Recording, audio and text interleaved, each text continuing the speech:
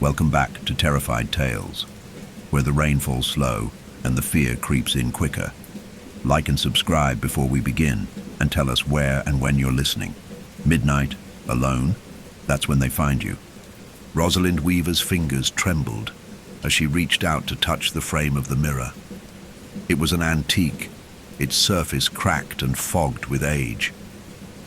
She could feel the weight of it, as if the glass had absorbed centuries of secrets, some waiting to be uncovered, others locked away, hidden in the reflections of those who had gazed upon it.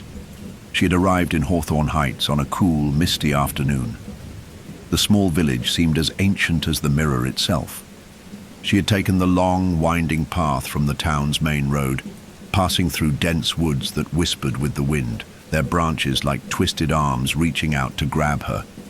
The lake, a grey mass of water in the distance, was ever present, its shores barely visible beneath the low-hanging fog. It was a place that felt caught in time, suspended in a quiet sadness. The mirror sat in the centre of the dimly lit shop, its glass warped, the edges darkened with age. James Ritter, the shopkeeper, had warned her of its history, though she wasn't sure whether he spoke of the mirror itself or of the village's own troubled past. "People around here," he had said, his voice like the dry rustling of old pages, "don't take kindly to things that belong to the past. They've seen what happens when you try to bring it back." Rosie had nodded then, too distracted by the task ahead to fully take in his words. She had been trained as a restoration artist, and the mirror, though worn and cracked, was a challenge she could not resist. It was a puzzle, a story waiting to be restored. The sun dipped below the horizon, casting long shadows across the shop as she carefully set down her tools. The mirror beckoned her. It was as though it could sense her presence, calling her with a subtle hum that vibrated through the air. She leaned closer, her breath fogging up the glass. A faint image flickered in its depths. A blurry face, a ghostly shape, and then nothing. She blinked. The reflection had changed. It wasn't much, just the fleeting hint of a face, but it startled her. Her pulse quickened. It wasn't her own reflection. No, it wasn't even a familiar face. It was a face of a boy, his features blurred and distorted, almost as though he were submerged in water. She froze, her hand still resting on the glass. For a second, her heart stopped. "No," she muttered to herself, shaking her head. "Just the glass. It's old, that's all." She took a step back, pushing away the creeping feeling of unease. It had to be. The glass was old, cracked, warped by time. It was nothing, but even as she spoke those words, she couldn't shake the sensation that the face had been real somehow. As the night settled deeper into the shop, Rosie began her work. She set to work with careful precision, picking apart the mirror's shattered frame and cleaning the tarnished edges. The task, methodical as it was, allowed her to lose herself in the rhythm of her craft. The outside world, the lake, the village, the haunting whispers of wind, became distant, muffled by her focus. The hum of the mirror persisted, however, now a soft vibration in the air around her. Rosie didn't recognize it at first. She had been so focused on her tools and the delicate process of restoration that it had slowly become part of the background noise. But then it deepened, an almost imperceptible shift. The hum was growing louder, like the low tone of a far-off bell or the murmur of distant voices. She paused, looking around the room, but James Ritter was nowhere to be seen. It was just her and the mirror. "Just the wind," she whispered to herself, though the rational explanation didn't sit right in her gut. But she couldn't ignore it. The hum was now more like a murmur, a low voice coming from the mirror. Her breath hitched, and she stood frozen, staring into the glass. No face this time, but the sensation of being watched had grown unbearable. She stepped back, shaking her head, rubbing her eyes. She needed a break. This was too much. The mirror was playing tricks on her. She turned to the small table in the corner where a cup of tea waited, untouched. She poured herself a cup, hoping the warm liquid would steady her nerves. But when she lifted the cup to her lips, the clink of porcelain against the edge was so sharp, it felt as though it cut through the very air. The humming intensified, a loud, dissonant sound now swelling in her ears, pulling at her focus. Suddenly, there was a knock on the door, breaking the stillness. Rosie nearly dropped her tea in surprise, her heart racing. She opened the door, expecting to find James, perhaps with more supplies or instructions. Instead, standing in the doorway, was a woman. Her face was pale, her eyes hollow, as though she hadn't slept in days. She wore a faded coat, and in her hands, she held a photograph. Faded, yellowing, its edges curling with age. "You're working on the mirror," the woman said softly, her voice a rasp that seemed to scratch the very air. "Be careful with it. You don't want to see what's inside." Rosie blinked in confusion. Who are you?" she asked, but the woman only nodded, her eyes never leaving the mirror. "I know what it does," the woman continued as though Rosie hadn't spoken. "It doesn't just show you the past, it brings it back." She stepped back, disappearing into the fog outside before Rosie could react. The door swung closed, leaving Rosie standing in the dim light of the shop, the image of the woman and her cryptic warning lingering in the air. The humming of the mirror had stopped, for now, but Rosie could feel it, the thrum in her chest, the weight of something unseen pressing on her.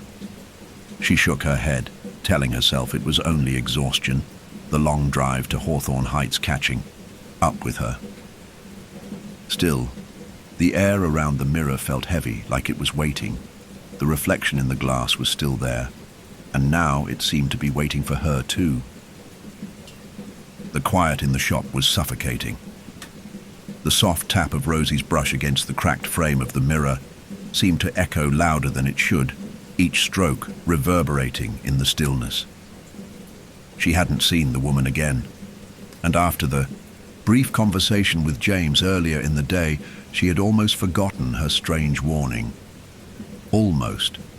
But something lingered in the back of her mind, like a knot that refused to loosen. She shook her head, trying to ignore it. The mirror was just a piece of work after all. She had done this 1,000 times before, fixing things, putting broken pieces back together. But as she worked, her mind drifted back to the fleeting vision she had seen in the mirror the night before. The face of the boy, distorted beneath the glass. Was it real? No, it couldn't have been. She had told herself it was a trick of the light, a passing hallucination. Still, the unsettling feeling that something wasn't quite right stayed with her, hanging in the air like smoke. The mirror felt different now, though, as if it had absorbed something of her presence, or perhaps the environment around her. The room was small and cluttered with old furniture and oddities. It had the distinct musty smell of antique shops, wood, dust, and something else she couldn't place, a sharpness beneath the surface. She rubbed her eyes, trying to clear the weariness from her mind. Her fingers worked over the frame, but they moved slowly, almost instinctively now, as if she were no longer controlling the process. It was almost as if the mirror was directing, her hands urging her to work faster, to complete it. The thorns that had appeared around its edges the night before were gone. At least they seemed to have vanished, but something new had taken their place. Tiny symbols etched deep into the surface of the glass flickered in and out of her sight, just at the edge of her vision. She squinted at them. The symbols seemed familiar somehow, but they were unlike anything she had ever seen. She leaned closer, inspecting them. Each one had a curve, a twisting spiral, and a sharp, jagged edge that seemed to pulse and shimmer faintly as she focused on them. They felt ancient, as if the mirror had been born from a time long past, from a world Rosie didn't quite understand. Her breath quickened, and her pulse hammered in her ears. "Just get it done," she muttered to herself, gripping her tools tighter, trying to force herself back into the rhythm. She continued scraping away at the frame, though she couldn't shake the nagging sense that something was wrong. The low hum returned, that same strange, distant vibration in the air. It seemed to hum from the center of the glass this time, and the sound was louder, more insistent. Rosie paused, her hands trembling. The shop was silent, save for the murmuring of the mirror. She leaned in closer, so close that her nose brushed against the glass. There it was again, the faintest image, flickering in the reflection. The same face. The boy. His features were clearer this time, though his skin was pale, as if submerged in cold water for too long. His eyes were wide and unblinking, staring directly at her. Rosie's heart skipped a beat, and her stomach twisted into a knot. She gasped, stumbling back from the mirror as if it had burned her. Her legs felt weak beneath her, and she nearly lost her balance. She looked around the room, her breath shallow and ragged, but everything seemed to be in place. No one was there. No sound except the faint ticking of an old clock in the corner. "No," she whispered. "It's just the glass. It's the light that..." But her voice trailed off as she saw something new. In the far corner of the reflection, just at the edge of the mirror, was something she hadn't noticed before. A torn, yellowing letter wedged between the cracks in the frame. It hadn't been there before. Rosie felt her heart lurch as she stared at it. It was almost as though the letter had materialized out of nowhere. With shaky hands, she reached forward and gently pulled the letter free from the crack in the frame. The paper felt cold against her fingers, its edges ragged and worn, as though it had been there for much longer than she realized. She unfolded it carefully, her hands trembling as she read the faded ink scrawled across the page. "To the one who dares repair the mirror, know this: you will not be the first to try. Those who have come before you have vanished, consumed by the past they sought to restore. You are tethered to something far older than you understand. The mirror does not return what was lost. It twists it, pulling you into a cycle from which there is no escape." Rosie's eyes darted over the words, the warning clear in her mind. She felt a wave of nausea sweep over her, a sinking feeling in her stomach as the realization began to dawn. The mirror wasn't simply an object to be restored. It was a trap, a vessel for something far darker than she had imagined, and it had already begun to consume her. She glanced at the glass again, and this time she didn't see the boy. Instead, her own reflection stared back at her. But it wasn't quite right.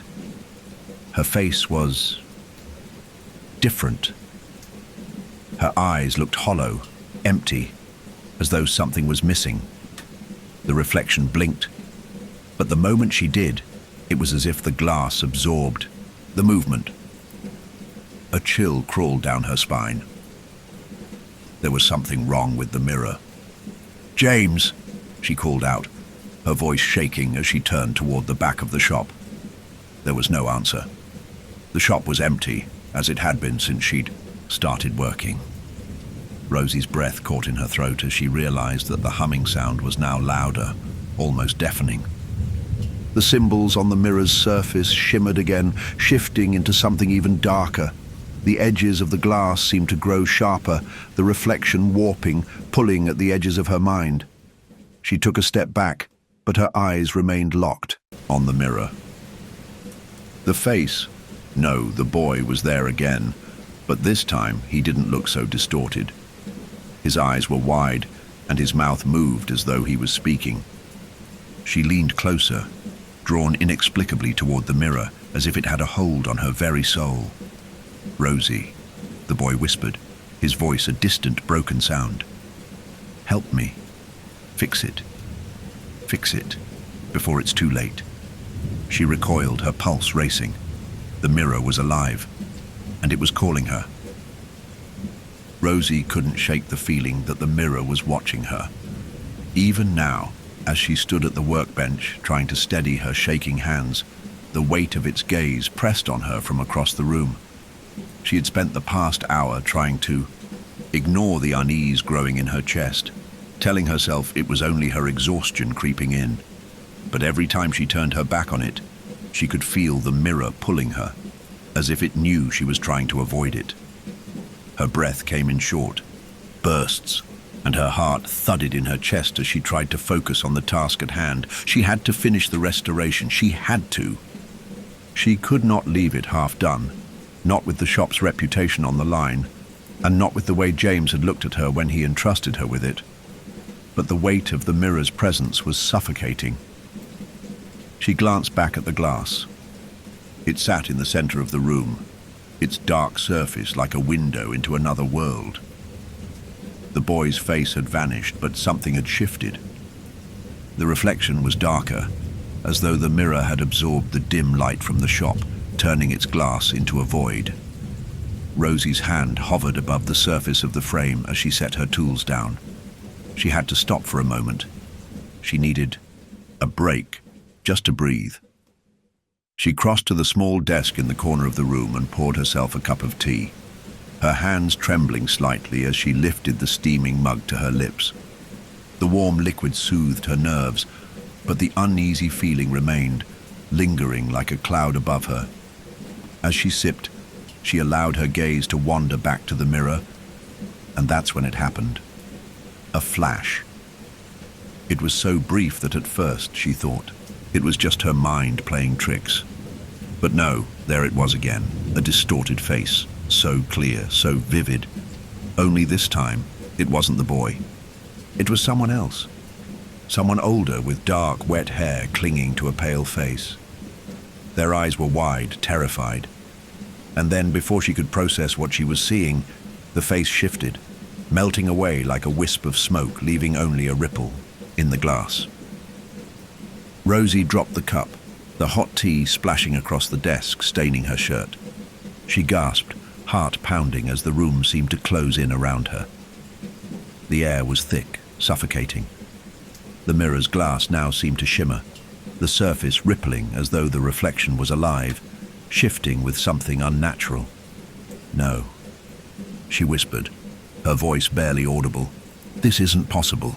She stepped forward, hesitant at first, her body instinctively drawn to the glass despite the fear gripping her heart. She reached out a hand, her fingers brushing the surface. The cold hit her like a wave, icy and sharp.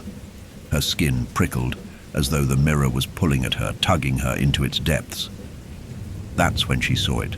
The boy, but this time, he wasn't just in the reflection.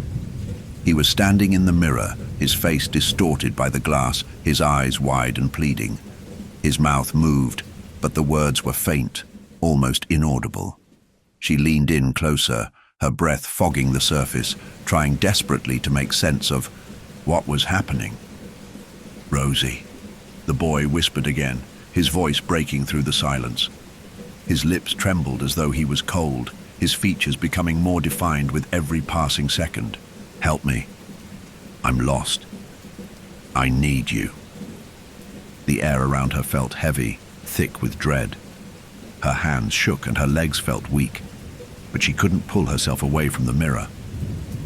It was as though the reflection had wrapped itself around her, pulling her deeper into the dark abyss that now stretched before her. She could feel the pull of it, the need to understand, to fix it, to find her brother, to find the truth. The boy's form became clearer with each breath she took. He reached out, his hand coming closer to hers, the coldness of the glass now unbearable. He was almost touching her.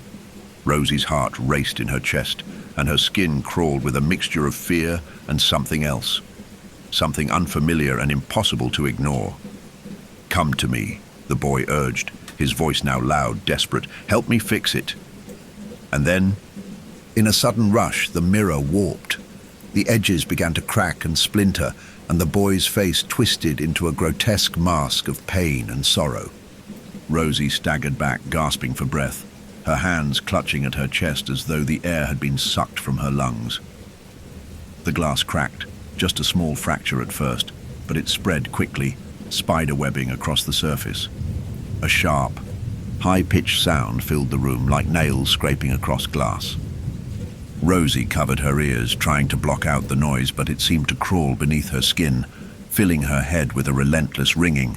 And then, just as quickly as it had started, the sound stopped. The crack in the mirror stilled, and the boy's face faded from view. The reflection was empty once more, the glass calm and smooth, as if nothing had ever happened. But Rosie knew. She knew that what she had seen wasn't a trick of the light, nor was it some fleeting hallucination. Something was alive in that mirror. Something had been waiting, and it wasn't going to let her go so easily.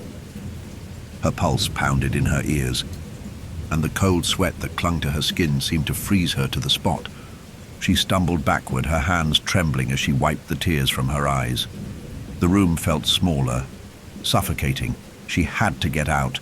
She had to leave. But the mirror, it called to her. The boy's words echoed in her mind, over and over again. Fix it, before it's too late.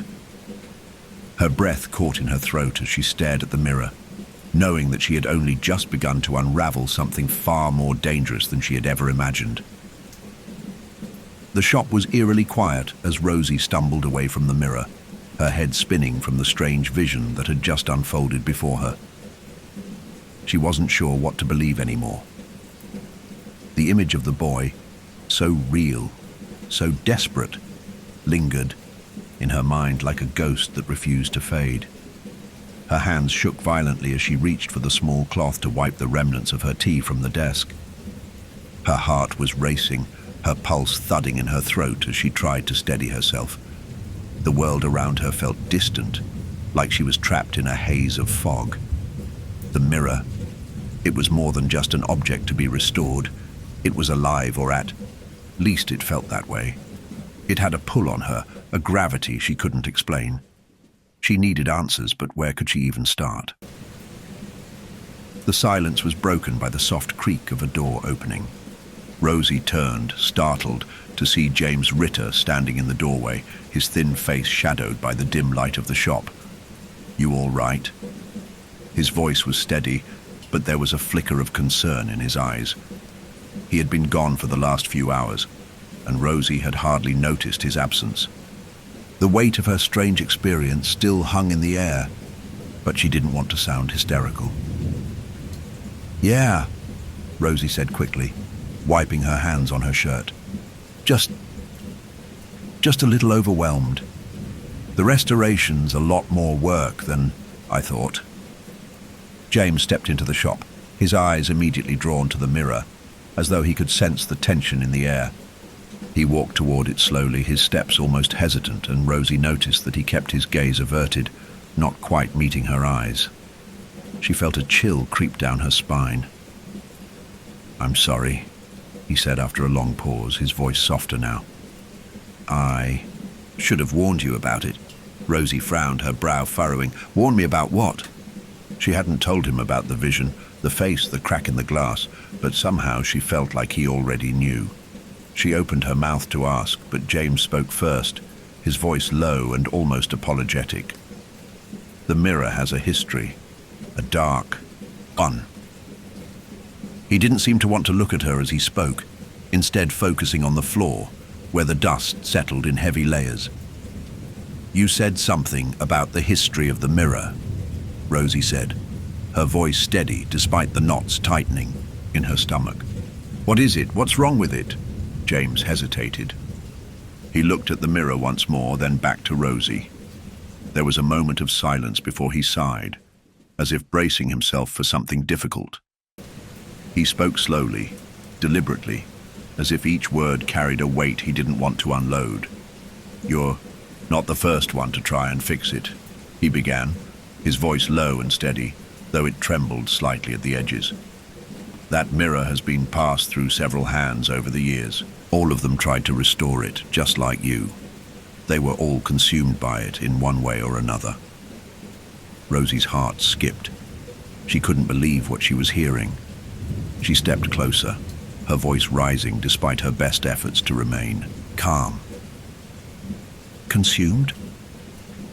What does that mean? What happened to them? James sighed again, his eyes tracing the edge of the mirror, as though trying to avoid meeting her gaze. He shook his head, and for the first time, his usual calm demeanor seemed to crack. The people who owned the mirror before were a family, a wealthy one from this town, the Van Allens. They were obsessed with it, obsessed with trying to fix what was broken. The mirror was crafted, they believed, to restore things that had been lost, a way to bring back what was gone. But there's a cost, you see. You can't just fix it. You can't just restore what's been taken. Rosie listened intently, her chest tight as the room seemed to close in on her. What happened to them? She asked again, her voice barely a whisper. James glanced up at her, his face pale. The Van Allens, he continued, lost their only son. His name was Thomas. He drowned in the lake just like someone else I know. He stopped abruptly, his lips pressing together in a thin line. His eyes dropped back to the floor. Rosie didn't need him to finish the thought. The grief in his voice was enough to tell her that the drowning was no coincidence. The mirror was supposed to bring him back, James said, his voice hollow. But instead of returning him, it pulled him in. The boy's spirit was trapped in the glass, his memory twisted by the reflection. The family became obsessed with trying to fix it, to bring their son back. But they only lost themselves. One by one, they disappeared.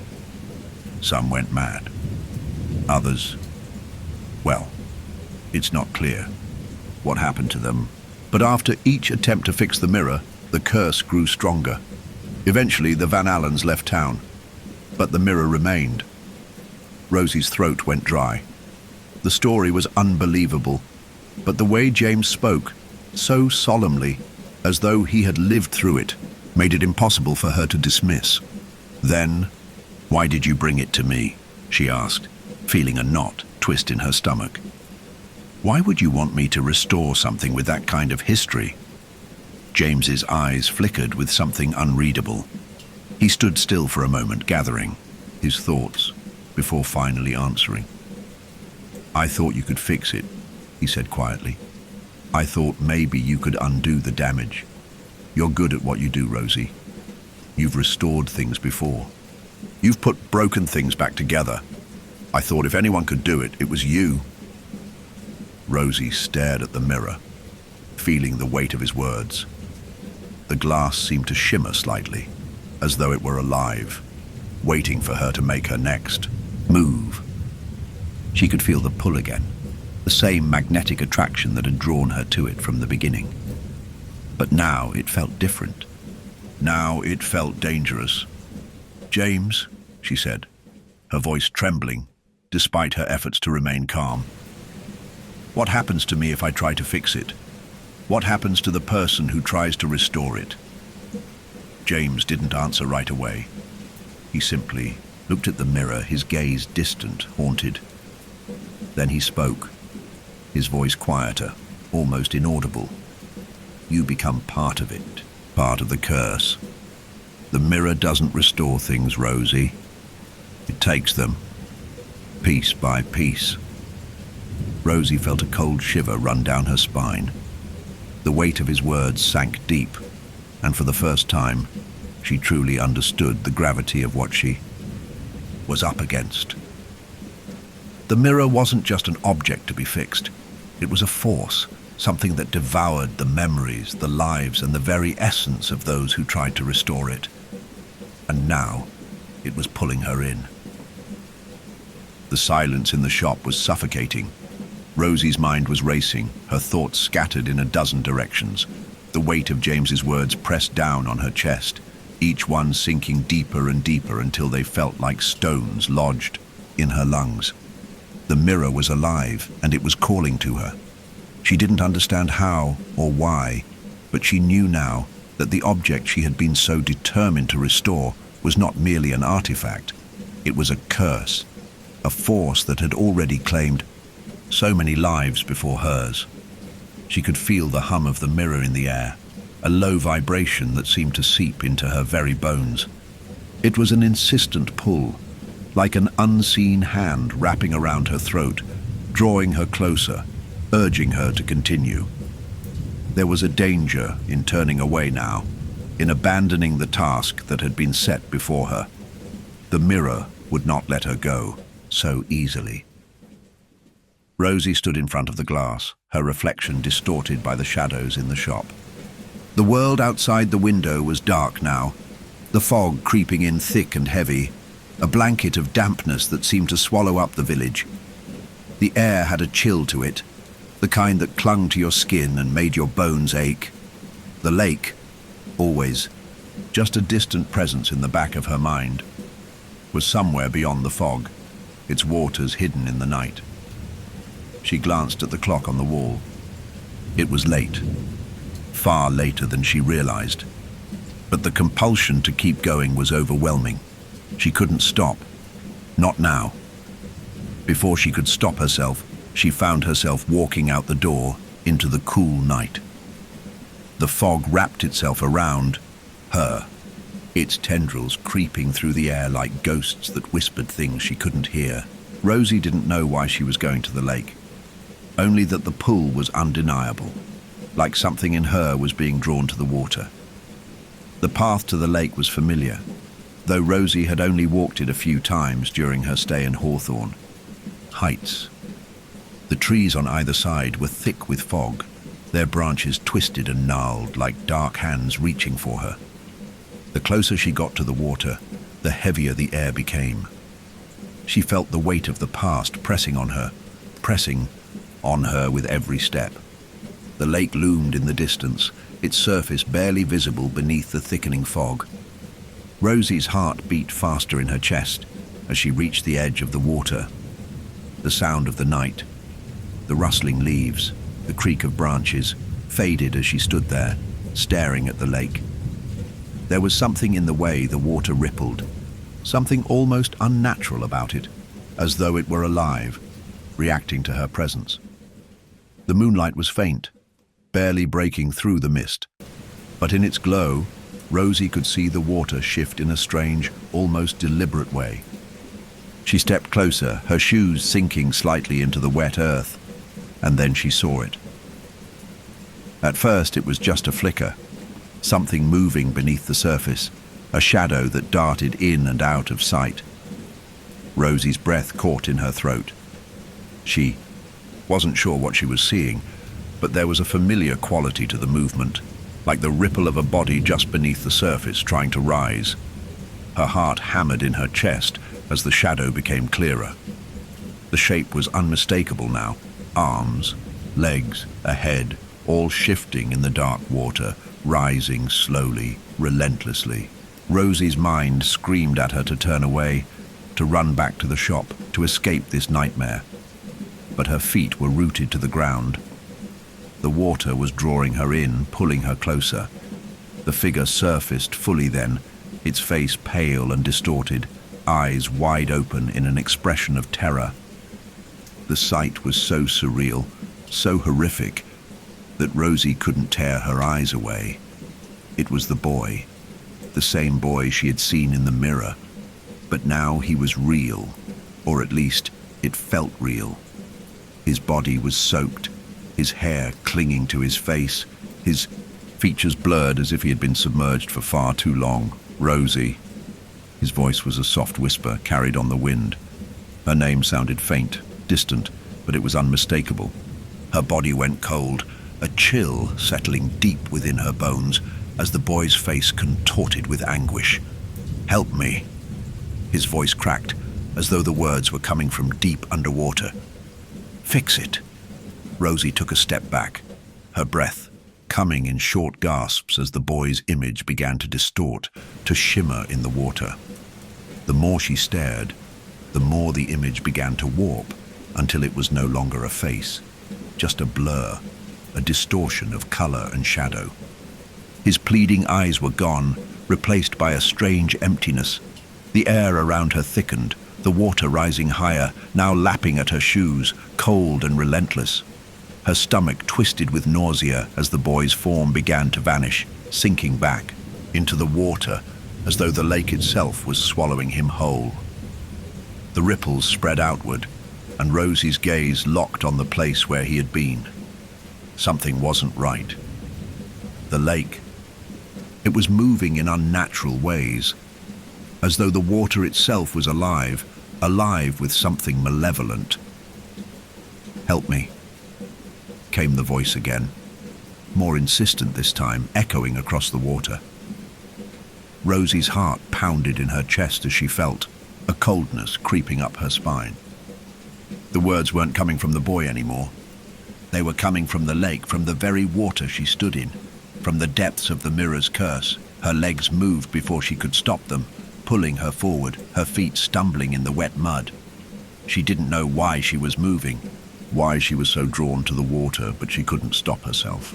The fog swirled around her, the chill in the air biting at her skin as the water rose higher, pulling at her ankles. Suddenly, a sharp crack echoed in the air, sharp and sudden, like a glass shattering. Rosie gasped and looked up, startled, but the moment her gaze fell on the water, it was gone. The boy, the figure, everything. The lake was still once more, its surface as calm and lifeless as a mirror. Rosie stumbled back, her breath coming in ragged gasps. Her heart was racing, and her chest ached with the fear, the terror that still clung to her like a second skin. She turned on her heel, frantic now, her feet slipping in the mud as she made her way back up the path. She needed to get back to the shop, back to the mirror. The words echoed in her mind over and over again. Fix it. Fix it before it's too late. The fog had not lifted since the night by the lake, and the air in the shop felt thick with the same oppressive weight that had haunted Rosie since her encounter at the water's edge. She had spent the morning pacing, trying to shake off the lingering feeling that something else was waiting for her. The image of the boy's face, distorted and lost beneath the water, replayed in her mind like a broken record. His voice echoed in her ears, growing more insistent as each hour passed. It was late afternoon now, and the shop felt darker than it should. The light filtering through the fogged windows was dim, casting long shadows across the room. Rosie had returned to the mirror, unsure if it was the need to finish her work, or some darker compulsion that kept her tethered to it. But every time she looked at the glass, every time her fingers brushed against its surface, she felt it again, the pull, the hum, the soft whisper of something alive within the frame. She tried to ignore it. The task before her was simple. The frame still needed work, and there was no denying that the mirror's surface required polishing and restoration. But as she sat in front of the glass, her eyes kept drifting to the swirling shadows that seemed to play across its surface. The symbols, once faint and imperceptible, were now more pronounced, almost glowing. They twisted and morphed like living things, shifting and curling with each passing moment. The thorns from the night before had returned, growing ever more pronounced, wrapping themselves around the edges of the mirror like creeping vines, tightening with every passing second. Her hands trembled as she reached out to touch the surface, again her fingers brushing against the cool glass. The moment her skin made contact, the humming intensified, a low vibration that thrummed through her entire body. A ripple ran across the mirror's surface, distorting her reflection for a brief moment, before it settled into a stillness that felt almost suffocating. She blinked, shaking her head, trying to clear her thoughts.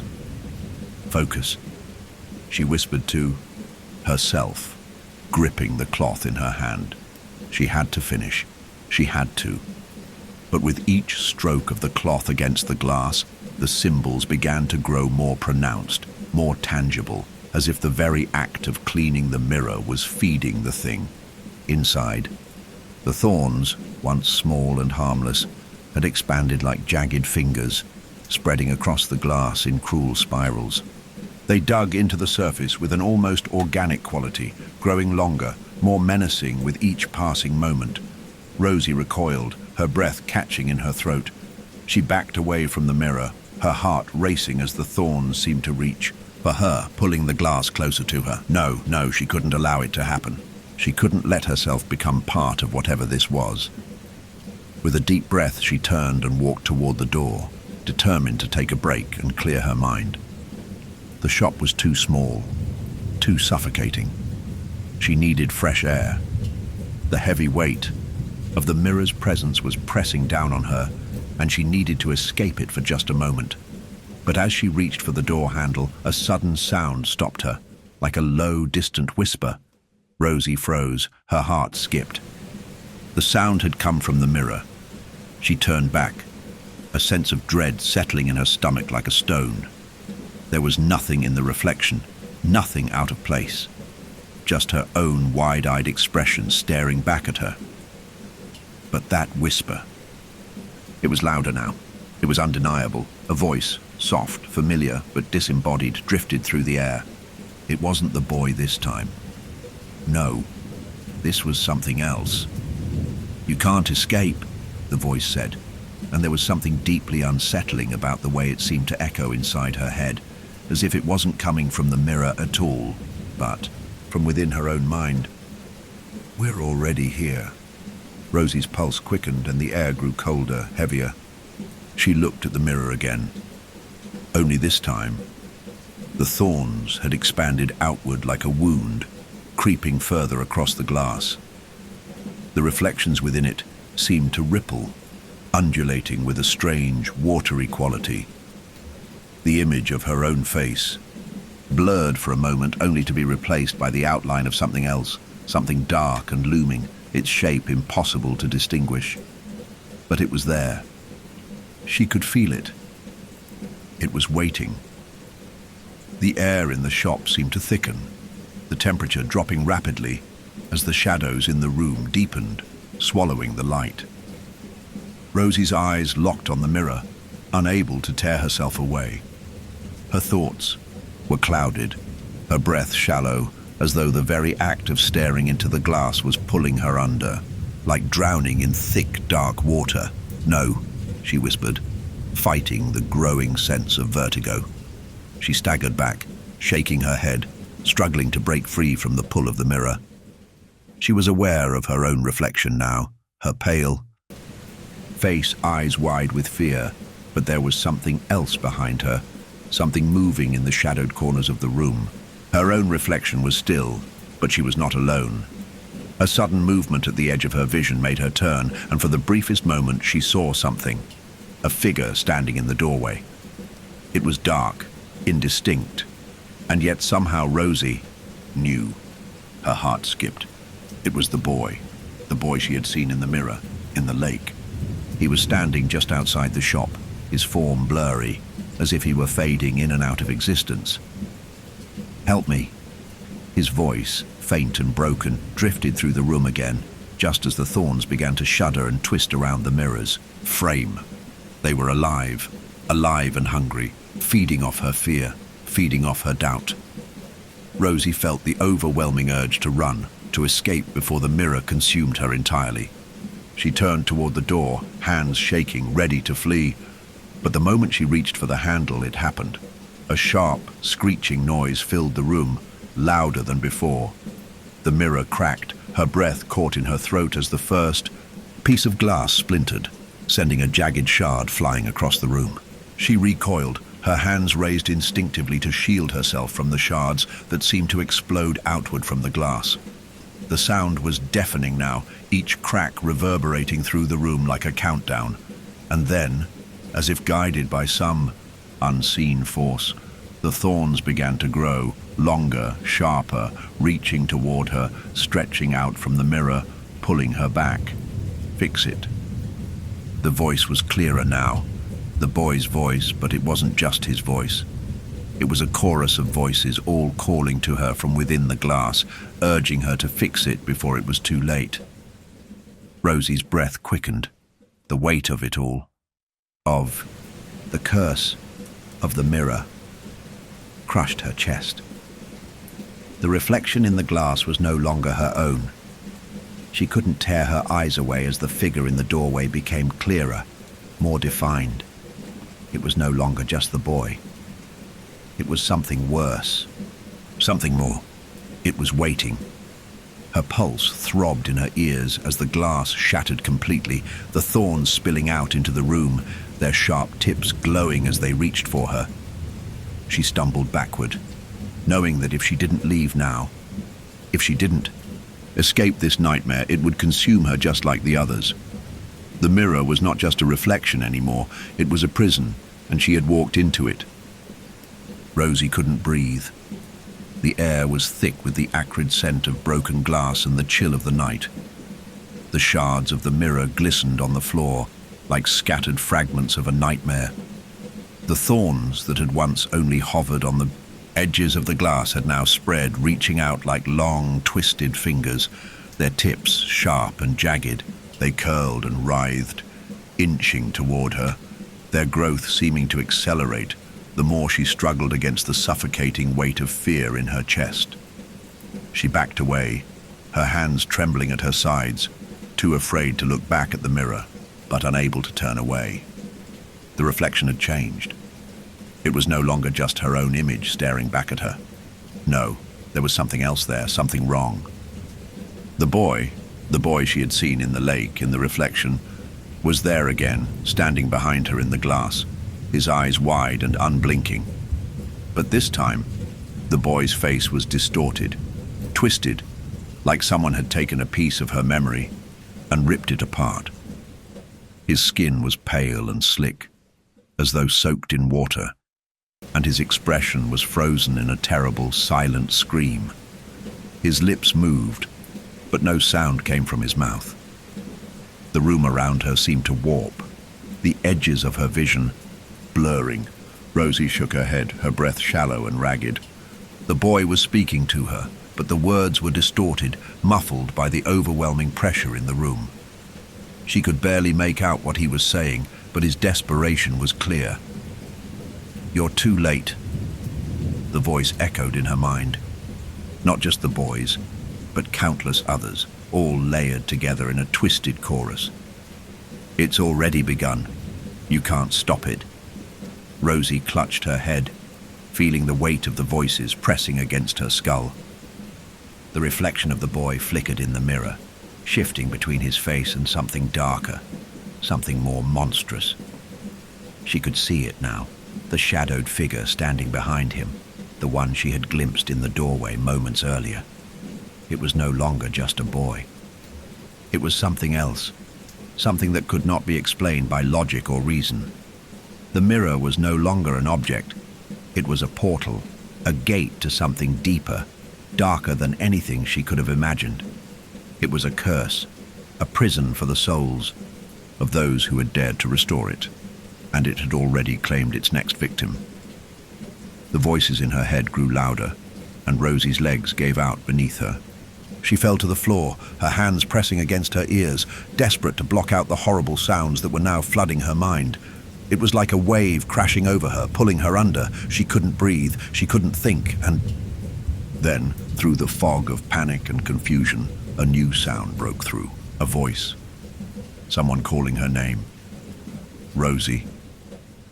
It was familiar, but not in the way she had expected.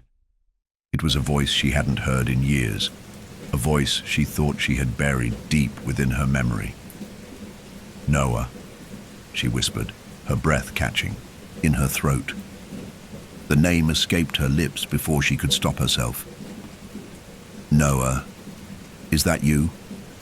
The boy's face in the mirror flickered once more, his twisted expression vanishing as he was replaced by another, a younger face framed by damp, dark hair. It was Noah, but he was different. His eyes were sunken, hollow, his skin pale and gaunt, as though he had been pulled from the depths of some nightmare. His expression was not one of peace or forgiveness. It was one of accusation, of betrayal. "Noah," Rosie whispered again, her voice trembling with the weight of the guilt that had haunted her for years. The memories came rushing back, memories of that day, of the drowning, of her failure to save him, of how she had stood on the shore, too paralyzed by fear to act, to reach out and pull him from the water. "Noah, I'm sorry," she cried out, her hands reaching for the mirror. "I never meant to." Her words caught in her throat as the glass began to ripple. The thorns around the edges of the mirror grew longer, their tips now brushing against the floor. The glass distorted, shifting between reality and something else, something far darker. The boy's face, Noah's face, twisted into something grotesque, and for a moment it looked as though the entire room was being pulled into the mirror, as though the reflection was swallowing her whole. Rosie stumbled back, gasping for air as she tried to steady herself. The world around her felt like it was collapsing. She had to get away from it, away from the mirror.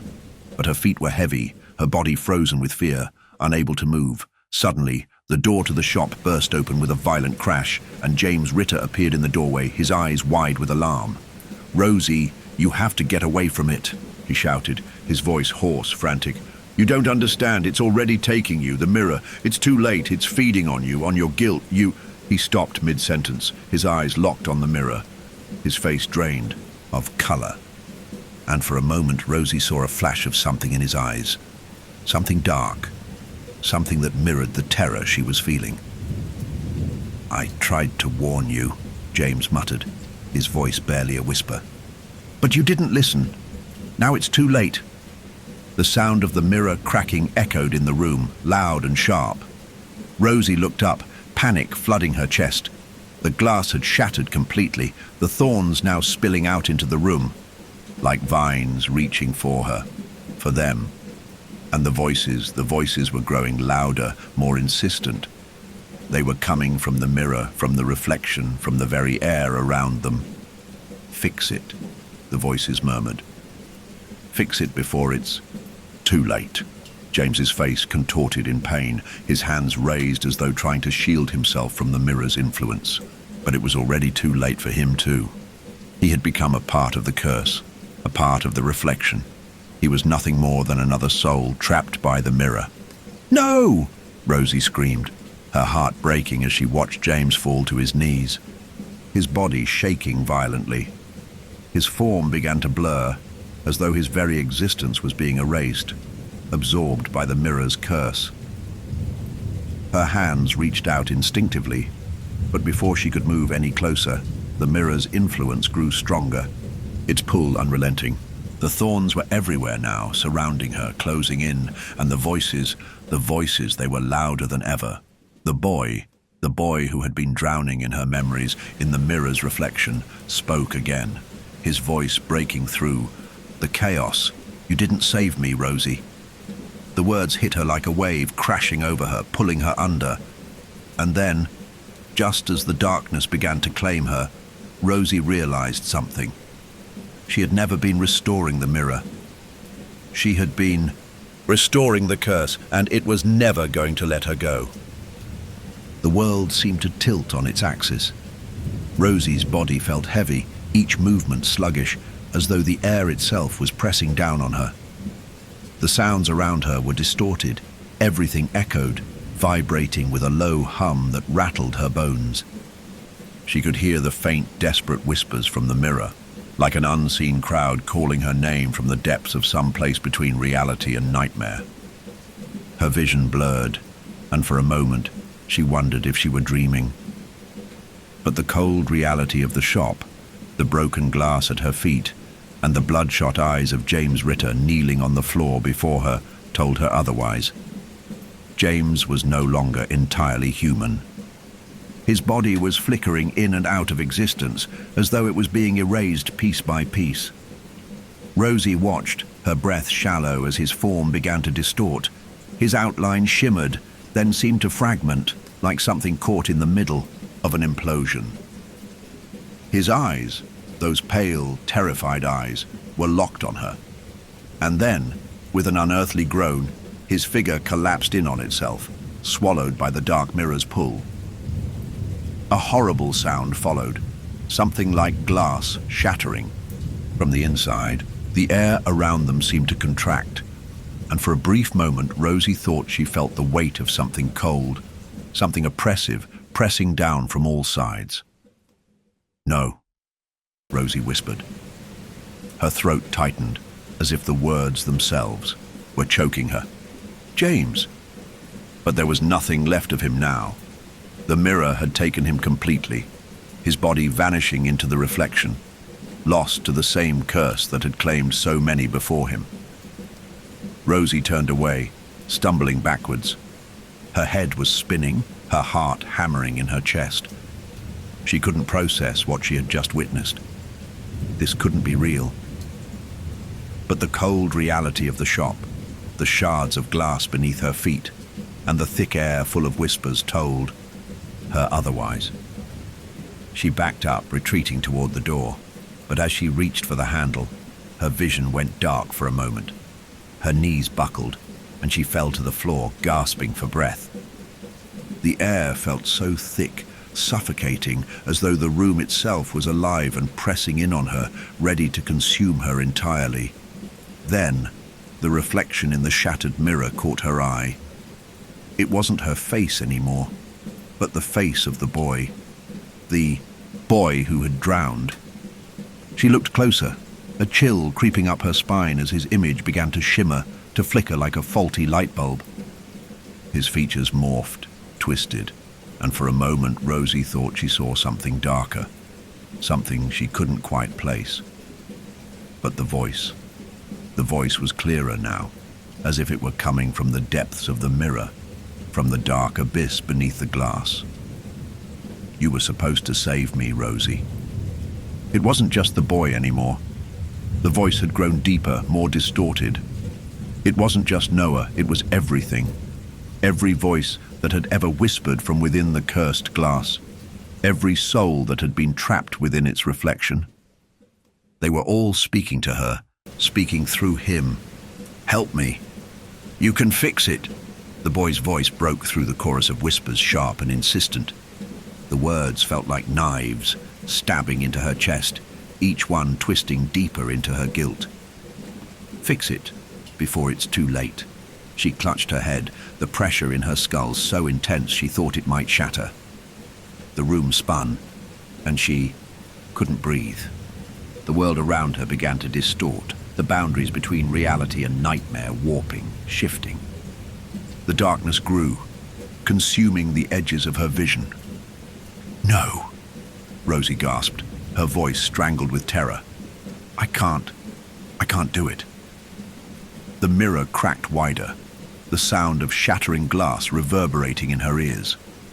The floor beneath her seemed to ripple, and the shadows lengthened, curling up like tendrils, reaching out for her. The mirror, it wasn't just a mirror anymore. It had become something else. The more Rosie fought against it, the more the weight of the curse pulled her in. She was no longer merely restoring it. She was feeding it, offering her own guilt, her own fear to it, and it was growing stronger, feeding on her. It was all she could do to stumble away from the shards of glass. The shop felt like it was shrinking around her.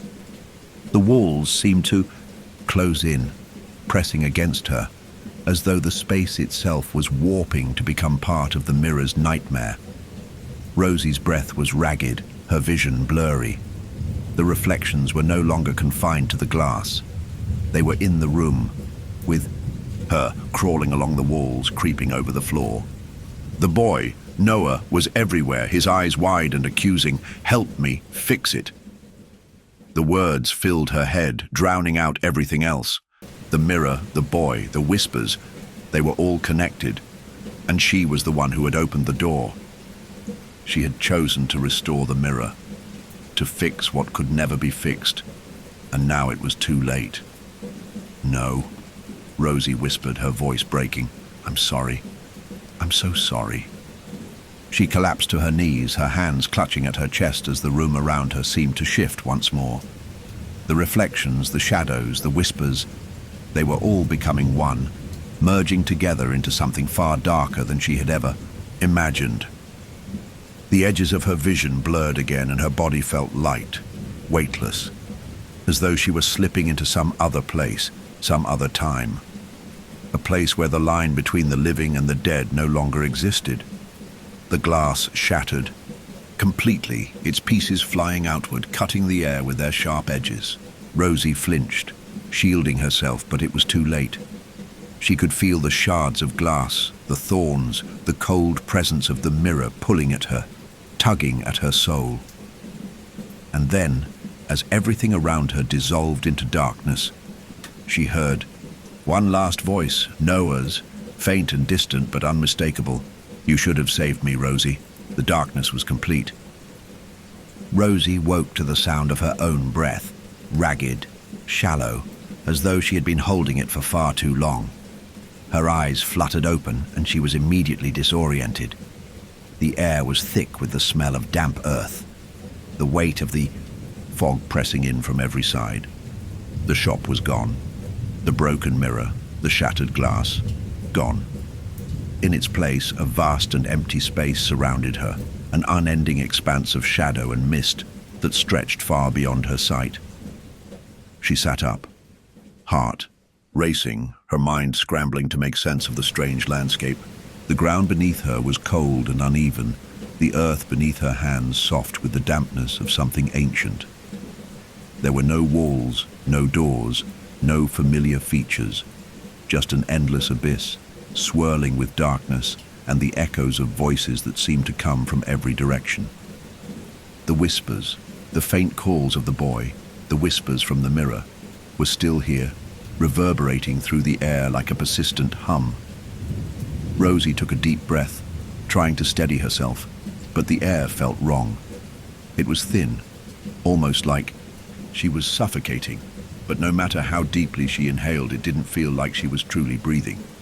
It was as if the very essence of her surroundings was slipping away from her, melting into something else.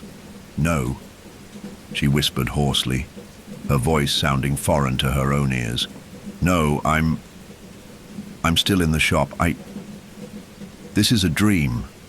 But it didn't feel like a dream, not at all. She could feel the wetness of the earth beneath her, the cold air seeping into her skin, the sting of the fog against her eyes. The sensation of reality was slipping, but it wasn't fading entirely.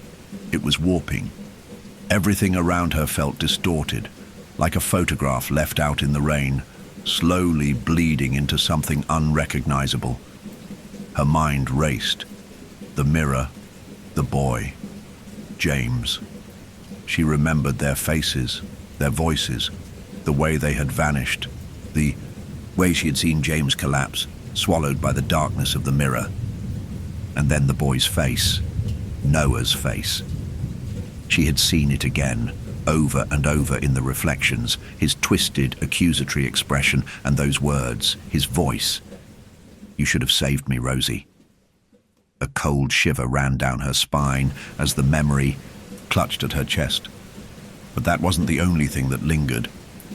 There was something else, something that tugged at the edges of her mind, like a memory she couldn't quite grasp, a face she couldn't quite place. She got to her feet, her legs unsteady, and began walking, or at least that's what she thought she was doing.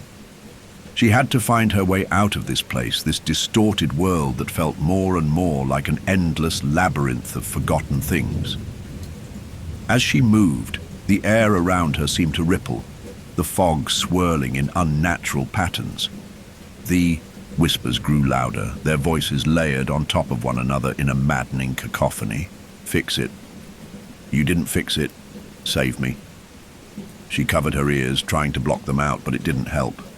It was as though the whispers were inside her head, winding their way through her thoughts, wrapping themselves around her consciousness. There was no escape from them. She pushed forward, her heart pounding in her chest. The deeper she walked into this place, the more the atmosphere seemed to change. The air grew thicker, more oppressive. The ground beneath her feet shifted, no longer soft earth, but cold, jagged stone.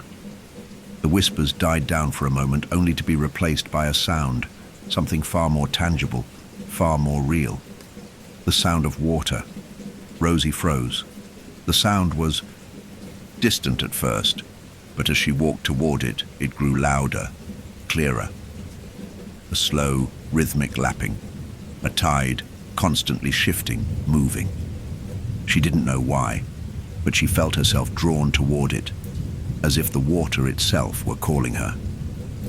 She rounded a corner, her mind spinning with confusion and dread, and there it was, a vast, dark lake.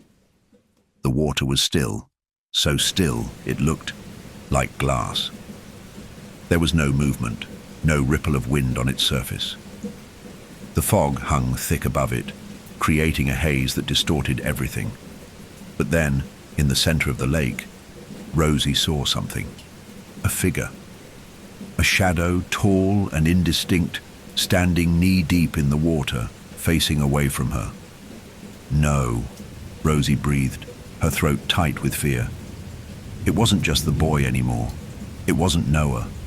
The figure in the water was taller, broader, its shape indistinct, like a wraith born from the deepest nightmares. The figure didn't move, but Rosie could feel its presence, pressing on her chest, filling her lungs with an unnatural cold. Her heart raced faster, and her breath grew shallow. The whispers were back, louder now, and the voice, deep and distorted, came from all around her as if it had no source. "Come closer, Rosie." The voice was familiar. It wasn't the boy. It wasn't Noah. It was herself. Rosie's body moved on its own accord, her legs carrying her toward the water, despite every instinct screaming for her to turn and run. The figure in the lake did not turn to face her, but its presence was undeniable, drawing her in like a magnet. She waded into the cold water, the shock of the ice-cold liquid making her gasp. It rose higher with each step, and though she should have felt panicked, she was strangely calm, detached from her own body. The water reached her waist, then her chest, and still the figure remained motionless in front of her. Her heart was pounding in her chest, the sound thundering in her ears. She wanted to scream, to run, but it felt as though the air itself had thickened, wrapping around her, holding her still. She couldn't move. And then the figure turned. For the first time, Rosie saw its face. It was her face, her own reflection. The face she had seen so many times in the mirror, twisted and distorted beyond recognition, staring back at her in the water. It was the reflection of someone who had never been saved. A version of herself that had succumbed to the curse. The face in the water was pale, hollow-eyed, broken, and its mouth stretched into a wide, twisted grin, as if mocking her very existence. "You're too late, Rosie." The words, her words, came from the reflection, her reflection. But it wasn't her, not anymore. Rosie staggered backward, her chest tight with fear, her head spinning. The water surged around her, and as she tried to retreat, she found herself sinking deeper into the lake, as though it were pulling her under. "Fix it," the voice called again. "Fix it before it's too late." With a sudden, sharp jerk, Rosie awoke. The cold water was gone, replaced by the familiar weight of the fog that clung to the air. She gasped for breath, clutching at her chest as if trying to steady the world around her. But the landscape had changed again. It wasn't the lake now. It was the mirror, the cursed mirror, its shattered glass reflecting nothing but shadows and darkness, and in the darkness she saw her own face. But she wasn't alone. Her reflection was twisted, stretched out of shape, flickering with 1,000 fractured images. Her reflection was calling to her. "Fix it, Rosie." The voices, the memories, and the curse had merged into something unrecognizable. And Rosie realized with a gut-wrenching certainty that the mirror had never been about restoring the past. It had been about trapping her inside the pieces of herself that she could never escape. And now, it was too late. The fog was suffocating now. The oppressive, damp weight of it seemed to press down on Rosie, and she struggled to find her bearings, each step sinking deeper into the mire of uncertainty. It was as though the world had folded in on itself, and she was trapped in the heart of some endless nightmare. A nightmare where time no longer made sense, where the lines between reality and illusion blurred beyond recognition. The voices, the whispers from the mirror, had merged into a constant drone in the back of her mind. They were always there now, swirling, distant yet close, a haunting lullaby of accusations and despair. Rosie's breath was shallow as she moved forward. The world around her seemed to ripple, the shadows twisting and changing with every step. The room, once familiar, now felt like a maze. The flickering reflection in the shattered mirror, the distorted face of Noah, was burned into her mind, pulling her back to the lake, back to the source of her guilt. The boy's voice echoed in her ears. "Fix it, Rosie. Fix it before it's too late." The words had stopped making sense, as if she were trapped in a loop, a cycle that she could neither break nor escape.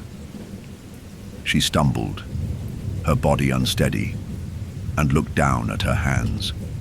They were shaking violently, trembling from a deep, primal fear that gripped her from the inside out. The touch of the broken glass still stung her fingers, the coldness of the shards embedded in her skin.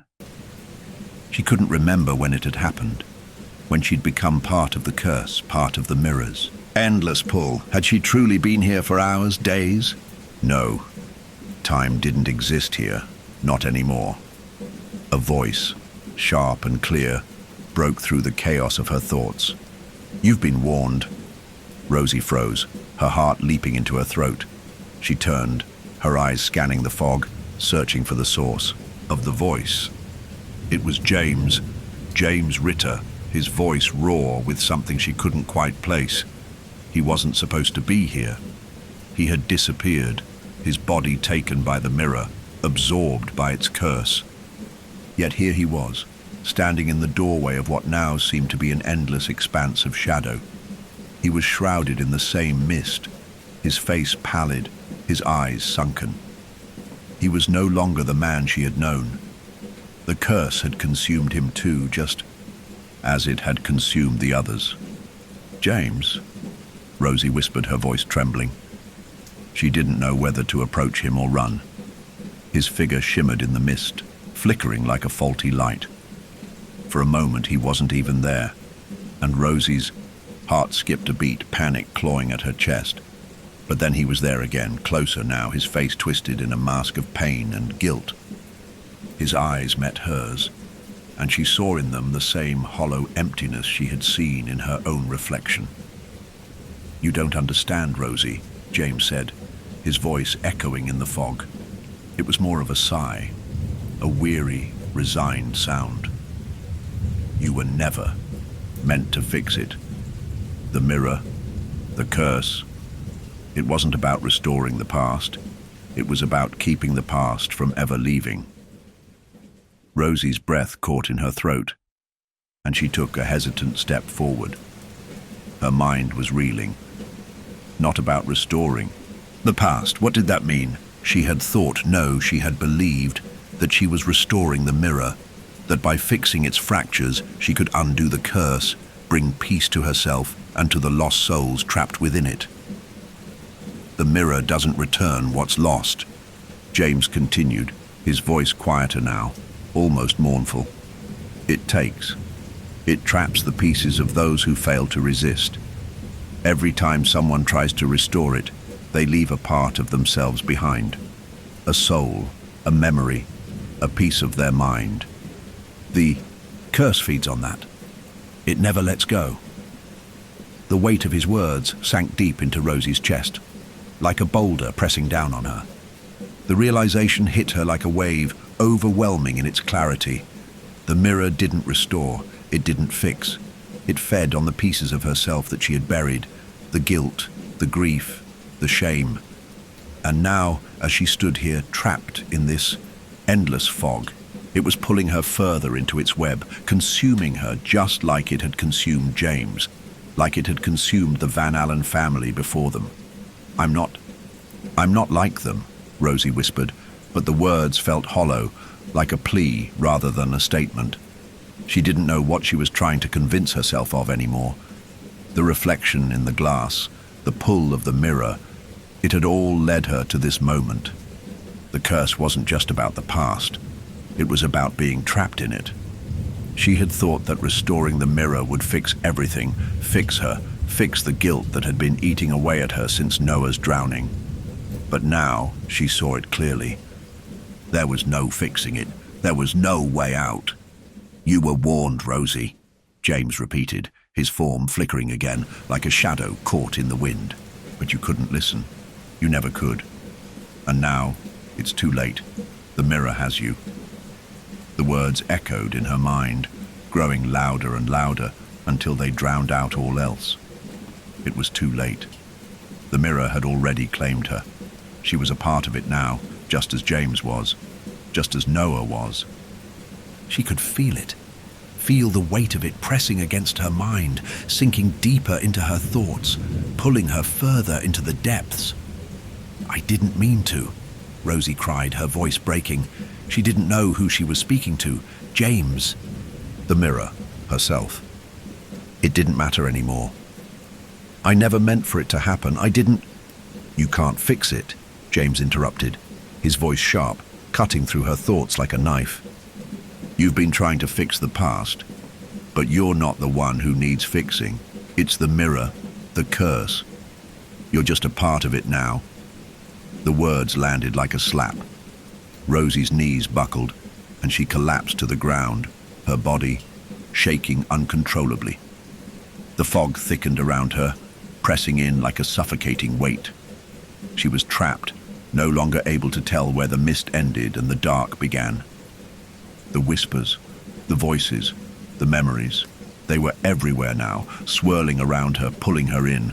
The reflection in the shattered mirror, Noah's face, her own face, James's ghostly figure, blurred together into one chaotic mess.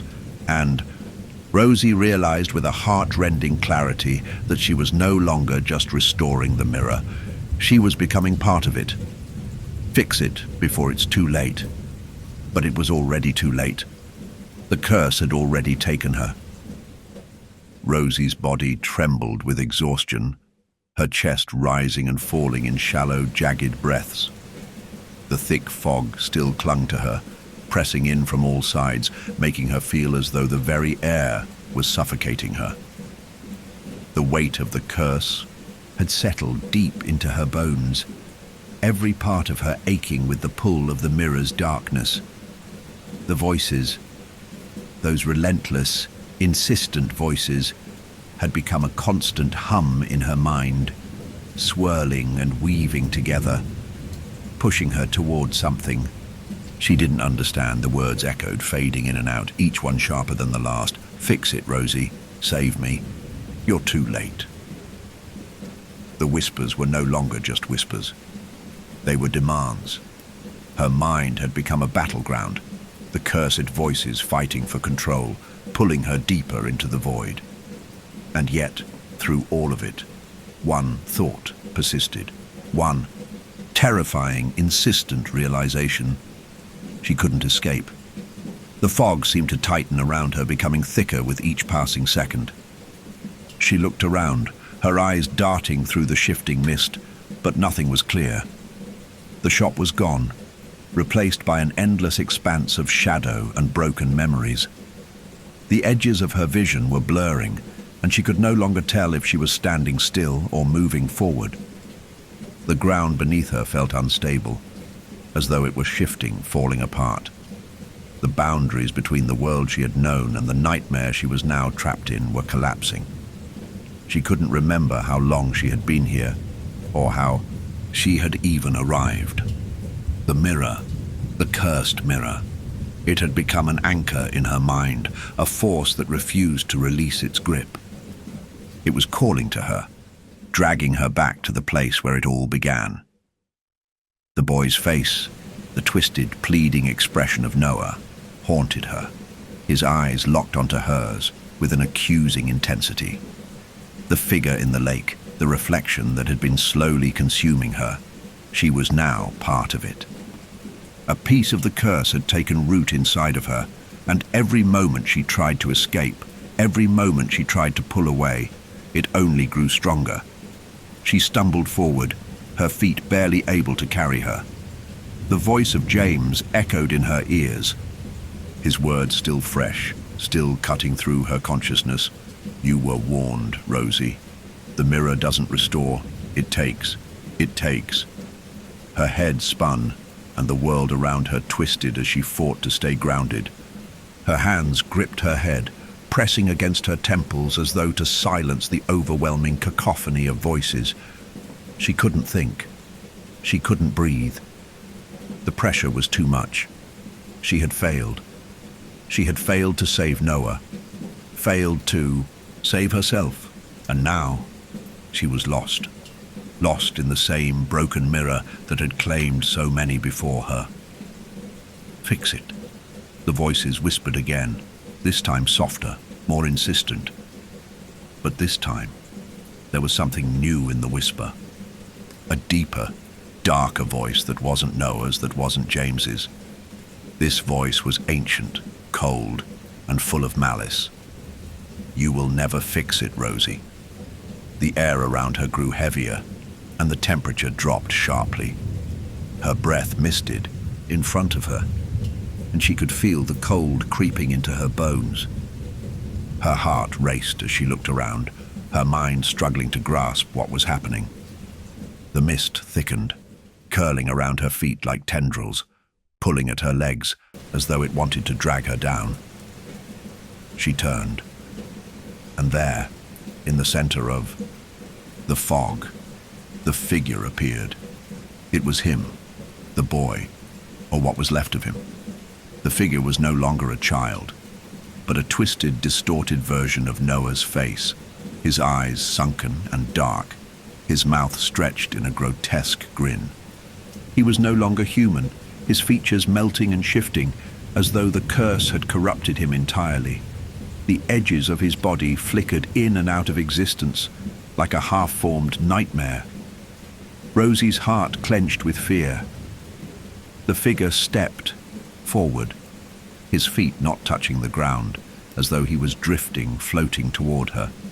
And with each step, the fog seemed to grow thicker, more suffocating. His eyes locked onto hers with that same familiar hollow gaze, the gaze that had haunted her for so long. But this time, there was no plea, no desperation in his eyes, only cold, unforgiving emptiness. "You're too late," he said, his voice low and guttural. "There is no fixing what has been broken. You were never meant to fix it. You were never meant to save anyone." Rosie's knees buckled, and she fell to the ground, her body trembling with terror. She could feel the weight of the curse pressing down on her, the cold that radiated from the figure. She was drowning in it, sinking deeper into a dark abyss that had no end. "But I didn't mean to," Rosie gasped, her voice barely above a whisper. Her words were caught in her throat, choking her as she struggled to find any sense of clarity. But the figure, Noah's twisted reflection, wasn't listening. Instead, he stepped closer, his form flickering in and out of focus. The darkness around her seemed to pulse with life, the fog swirling with an unnatural energy that made her skin crawl. She could feel the reflection, feel it pulling at her, reaching into the very core of her being. "You will become part of it," the figure intoned, his voice a deep resonant growl. "Just like the others. Just like me. Just like James. You can't escape the mirror, Rosie. You can't escape your own guilt." Rosie wanted to scream, but the words caught in her throat. The suffocating weight of the curse crushed down on her chest, and she gasped for air, her hands clawing at her throat as though she could pull the air back into her lungs. But it was no use. The darkness had already taken root inside of her. "No," she whispered, her voice barely audible, but there was no conviction behind it. She didn't know if she was talking to the figure, to herself, or to the curse that had claimed her. "No, I can't." The figure smiled, a twisted, mocking expression. "Yes, you can.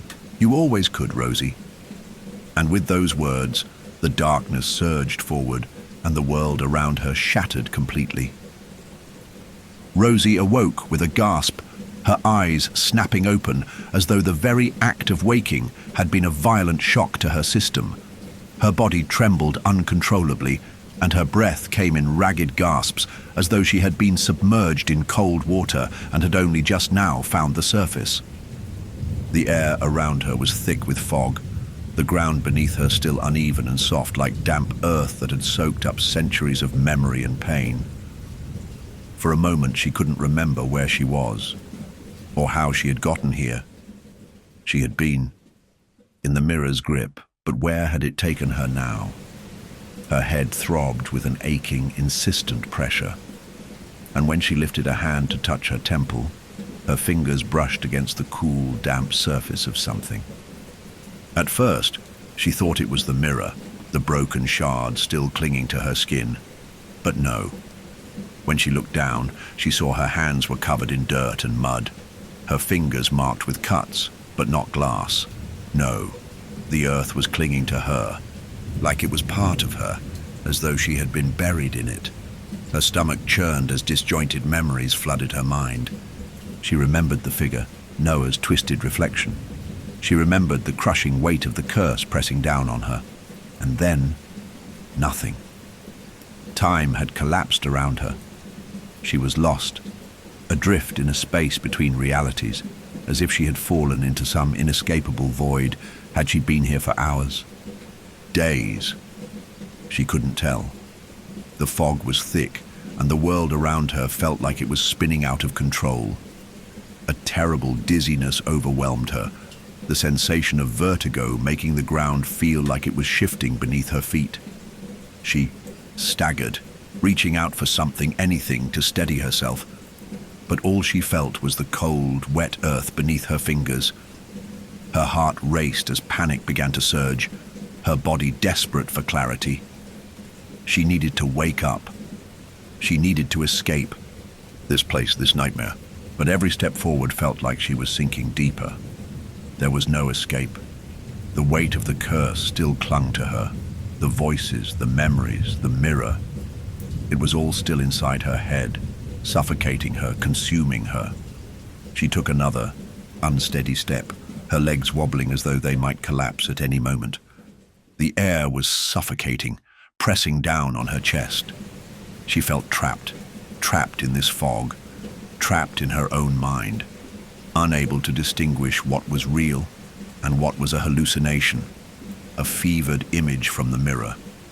Everything was twisted. Nothing made sense. And yet there it was. The sound. A faint, rhythmic dripping echoed in the distance.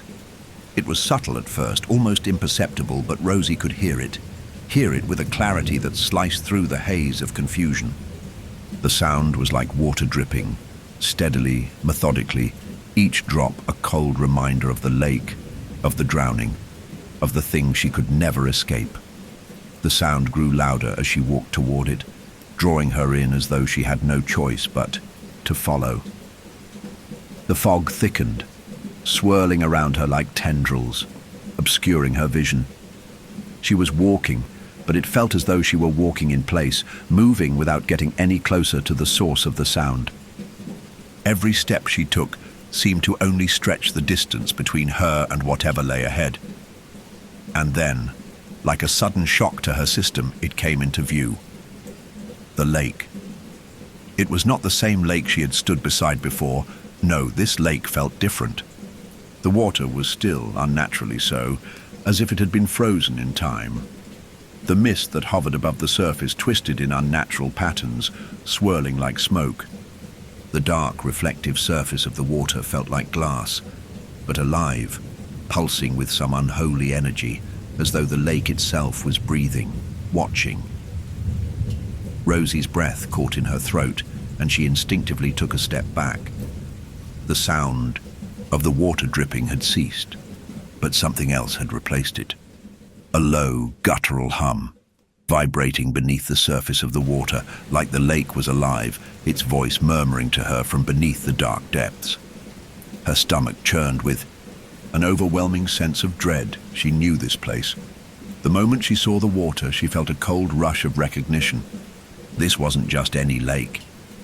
It was the lake from the dream, from the vision, the one where she had seen Noah's body floating, cold and lifeless beneath the surface. The place where her guilt had taken root, where everything had gone wrong. No, she whispered to herself, her voice trembling. I can't be here again. But her feet moved of their own accord, carrying her closer to the water, each step heavier than the last. It was as though the lake had called her back, had drawn her here with an invisible force. She couldn't stop herself. She needed to go to the water. The fog was thicker now, wrapping around her like a cold blanket. Her feet sank deeper into the earth with every step, as though the ground itself was swallowing her, pulling her under. The lake's surface seemed to shimmer, its dark depths pulling at her, tugging at her mind, making her forget everything else.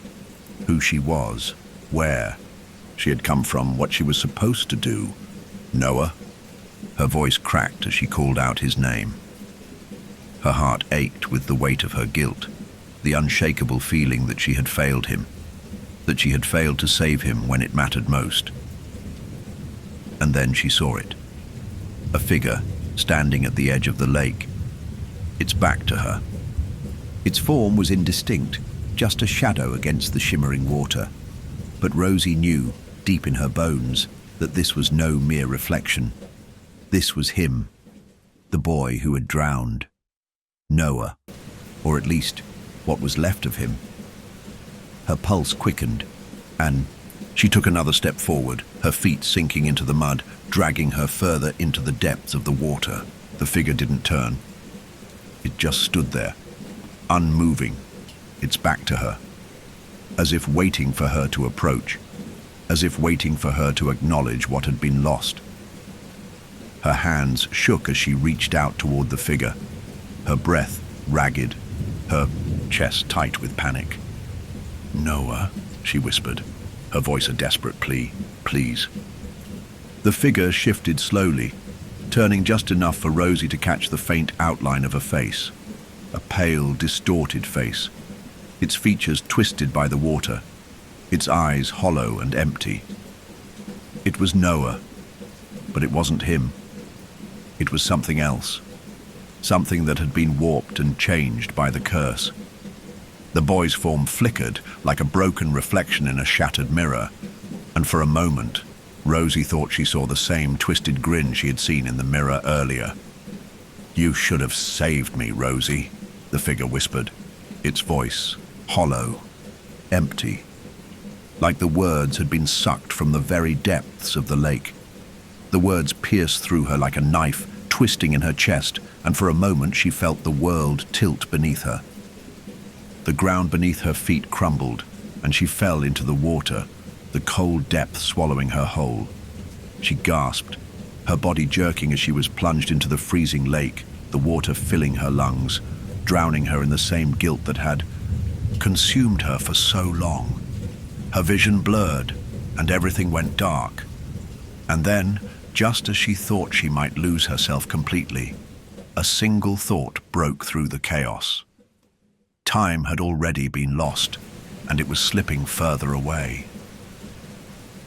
The cold grip of the water held Rosie, pulling her further beneath its depths, the weight of it pressing on her chest, suffocating her. She struggled against the current, kicking, thrashing, but it was as though the lake itself was alive, its dark, wet fingers curling around her limbs, dragging her deeper, consuming her. Her lungs burned, her chest felt like it was about to collapse under the weight of the water, but she couldn't breathe. Noah! She screamed, her voice muffled by the pressure, the water pressing against her throat. She couldn't see him anymore, not clearly. All she could see was darkness, the vast black void of the lake that seemed to stretch on forever. The boy's twisted face, his hollow eyes, had already vanished from view, replaced by the relentless pull of the water. He had been the lake, and now it had become her. She fought to stay conscious, her limbs weakening with each passing second. Her head throbbed, her vision spinning as she was dragged deeper, pulled further into the abyss. The surface of the water, once a faint shimmer above her, was now a distant memory, a hazy blur lost in the crushing pressure. The screams, the whispers in her head, drowned out by the suffocating pressure of the water, were still there, louder now, growing more frantic. "Fix it, Rosie. Save him. You should have saved him. You should have saved me." The thought was so overwhelming that it felt like her skull was going to split in two. It was no longer just the boy's voice, Noah. It was every voice, every soul, that had ever been claimed by the mirror. She could hear them all, screaming for her to fix the curse, to undo what she had broken. But there was no fixing it. Not anymore. There was no saving anyone. The water's icy grip tightened, and Rosie felt her body going numb, her strength slipping away. Her mind began to slip too, her thoughts becoming fragmented, like pieces of a puzzle she couldn't put together. She had lost track of time, lost track of everything. Was it still night? Had hours passed, or had it only been moments? She couldn't tell. All she knew was that the lake, the curse, had consumed her. She had failed. She had always failed. Then, as her strength began to falter completely, a sharp tug jerked her back to reality. It wasn't the lake pulling her anymore. No, it was something else, a hand. A cold, familiar hand wrapped around her wrist, yanking her from the depths with terrifying strength. She gasped, coughing as she was pulled upward, her lungs burning, desperate for air. Her legs kicked weakly beneath her, but her body felt like lead, heavy, drained of energy. The surface. She reached the surface, and the cold night air rushed into her lungs, filling her chest with a searing, almost painful relief. But the hand, strong, unyielding, didn't let go. It held her, pulling her with relentless force until she felt herself hoisted up onto solid ground. She gasped, coughing violently, trying to catch her breath, her body trembling from the shock of the cold, from the sheer weight of everything that had happened. When her vision cleared, she found herself lying on the wet, muddy ground, still close to the lake's edge, but now safe from its depths. For a brief moment, all she could hear was the sound of her breath, ragged and shallow, the pulse in her ears thudding with the force of her panic. And then she looked up. James Ritter stood above her. His face was pale, his expression distant, but there was something else in his eyes, something she hadn't seen before, something darker. His once familiar eyes, the ones that had always held a semblance of warmth and quiet understanding, were now hollow. His mouth was set in a grim line, his face hard, as though he had been changed by what had happened to him. Rosie opened her mouth to speak, but the words caught in her throat. She wasn't sure what to say. She wanted to ask him how he had gotten here, how he had pulled her from the lake, but the overwhelming feeling of dread left her silent. She could feel it, the same sensation she had felt before, the cold edge that had always been just under the surface of their relationship, the sense that James had always known more than he had let on. "You," she began, her voice hoarse. "You, how?" But James didn't answer right away. Instead, he stared at her, his eyes flickering with something unreadable.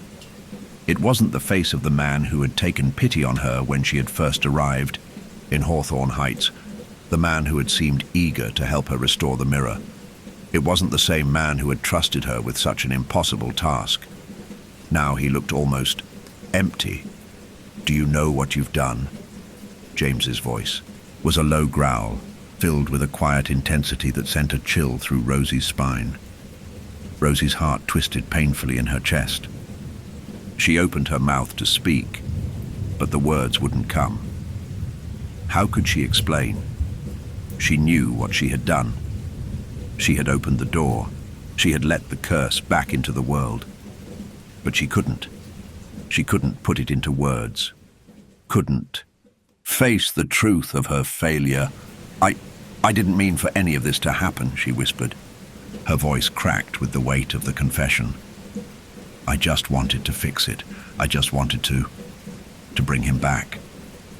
James's lips twisted into a grim smile, though there was no warmth in it. You should have known, Rosie. You should have understood that some things can't be fixed. Some things are meant to stay buried. Rosie's mind reeled.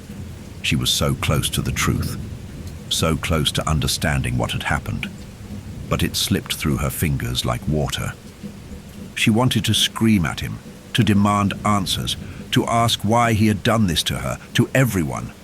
But something in his eyes told her that she didn't want to know. Something told her that the truth was even darker than the curse itself.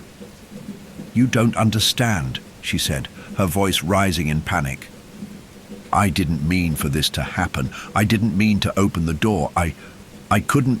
You couldn't stop it. James's voice was almost mocking now. None of us can. Not once we've crossed the line. The curse has already claimed you, Rosie, just like it claimed me. Her breath caught in her throat. What do you mean? She asked, her voice barely a whisper. What have you done?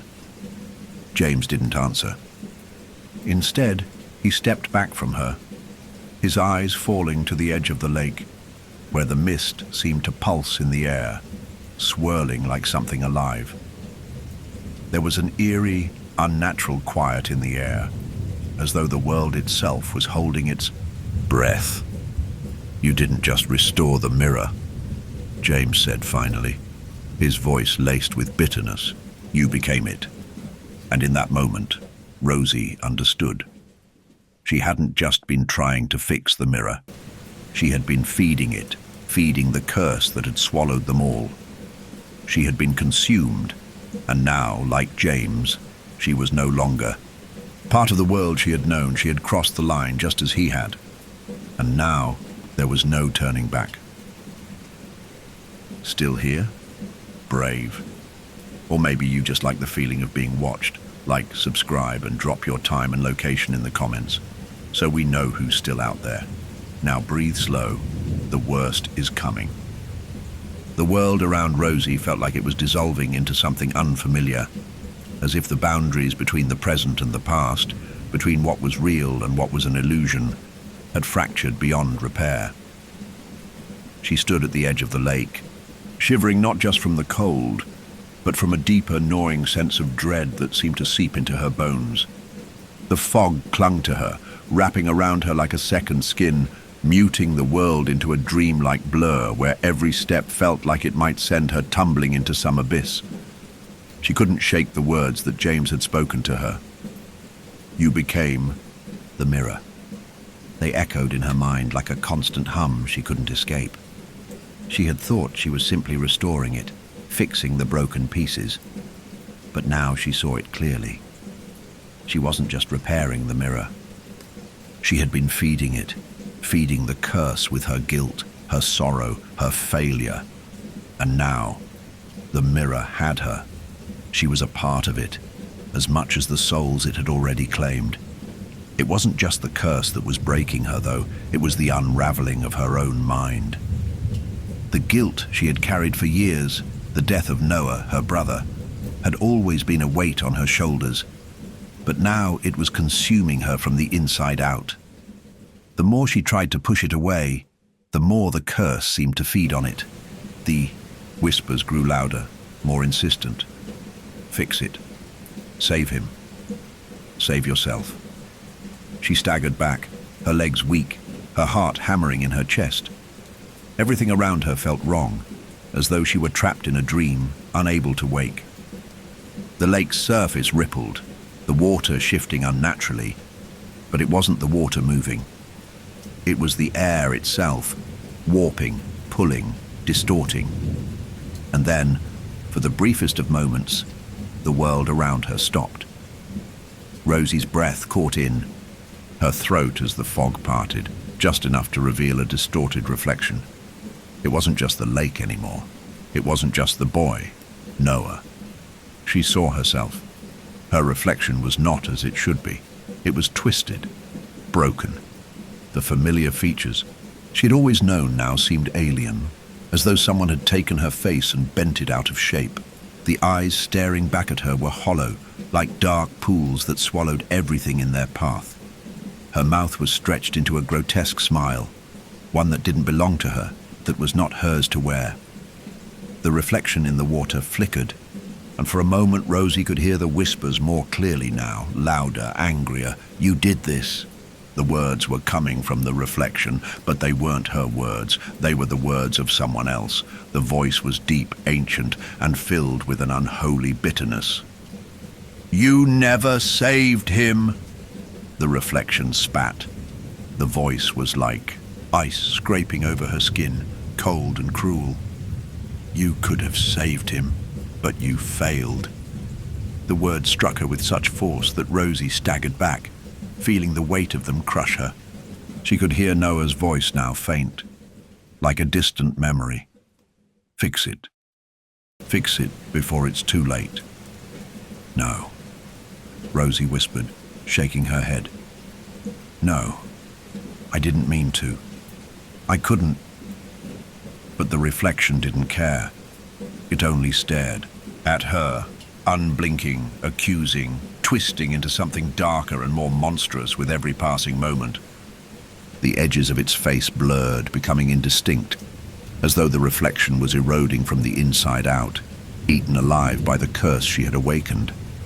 The eyes, those hollow, empty eyes, seemed to follow her every movement. "You couldn't fix it," the reflection crooned, the words dripping with malice. "And now you never will. You've crossed the line, Rosie. You became part of it." The ground beneath her seemed to shift, and suddenly Rosie was no longer standing at the lake's edge. She was falling through a deep, dark void. There was no sound, no sensation other than the hollow, endless plunge into the unknown.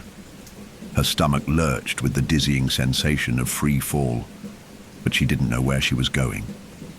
All she could hear were the whispers. "You failed," they hissed over and over again, until their voices melded together in a maddening cacophony. The words swirled in her mind, suffocating her, drowning her in guilt. "You failed. You failed. You failed." And then, just as suddenly as it had begun, the falling stopped. Rosie landed hard on the ground, gasping for air. She blinked, her vision blurry, trying to push away the suffocating feeling of panic. When her vision cleared, she found herself standing in a new place. The lake was gone. The fog was still thick, but it had taken on an eerie, unnatural stillness. She was in a small room now, a dark space that felt cold and oppressive. The walls were lined with mirrors. The mirrors were cracked, shattered, but they all reflected her. Distorted, fractured images of herself, each one showing a different version, a different angle, a different expression. Her face was torn into pieces, fragmented and chaotic, each reflection showing a side of her that she didn't recognize, didn't want to acknowledge. The same reflection, but not the same. "You failed," the voice echoed again, rising up. From all directions, 1,000 voices bleeding together. "You failed to fix it. And now, you're lost." Rosie backed away from the mirrors, her pulse racing as the images of herself seemed to multiply, each one growing more monstrous, more twisted with each step she took. They laughed, whispered, their faces shifting in grotesque ways, mocking her, condemning her. "No," she cried out, her voice trembling with a mix of terror and desperation. "Please, I didn't mean to. I just wanted to fix it. I didn't want this. Please help me." But the mirrors only continued to show her broken, twisted versions of herself. each one silently judging her. The voice in her head, the one that had been growing louder and louder, was no longer just a whisper. It had become a roar, crashing through her thoughts like a wave. "You can't escape," it said, calm and final. "You've become part of it. There's no going back." Tears blurred her vision as she fell to her knees, her hands shaking, as they reached for her reflection in the shattered glass. She couldn't fix it. She couldn't fix herself. The guilt, the curse, it was consuming her. There was no escape, no redemption. Rosie pressed her forehead against the cracked mirror, the jagged edges biting into her skin, and for the first time she understood the full weight of what had happened. The mirror had taken her, not just her guilt, but her soul, her very essence. She was part of it now. Rosie's eyes opened with a sudden, gasping breath, her mind still tangled in a chaotic web of fractured memories. The air felt thick, saturated with dread, pressing against her chest like an invisible weight. She shuddered, reaching out to steady herself, but the ground beneath her feet was no longer solid. Her fingers brushed against something cold and unyielding, and when she turned to face it, she found herself in yet another place, another version of reality, warped and shifting like a broken dream. The mirrors, their cracked surfaces still, reflecting her distorted, broken form, were all around her. But now they were not just mirrors.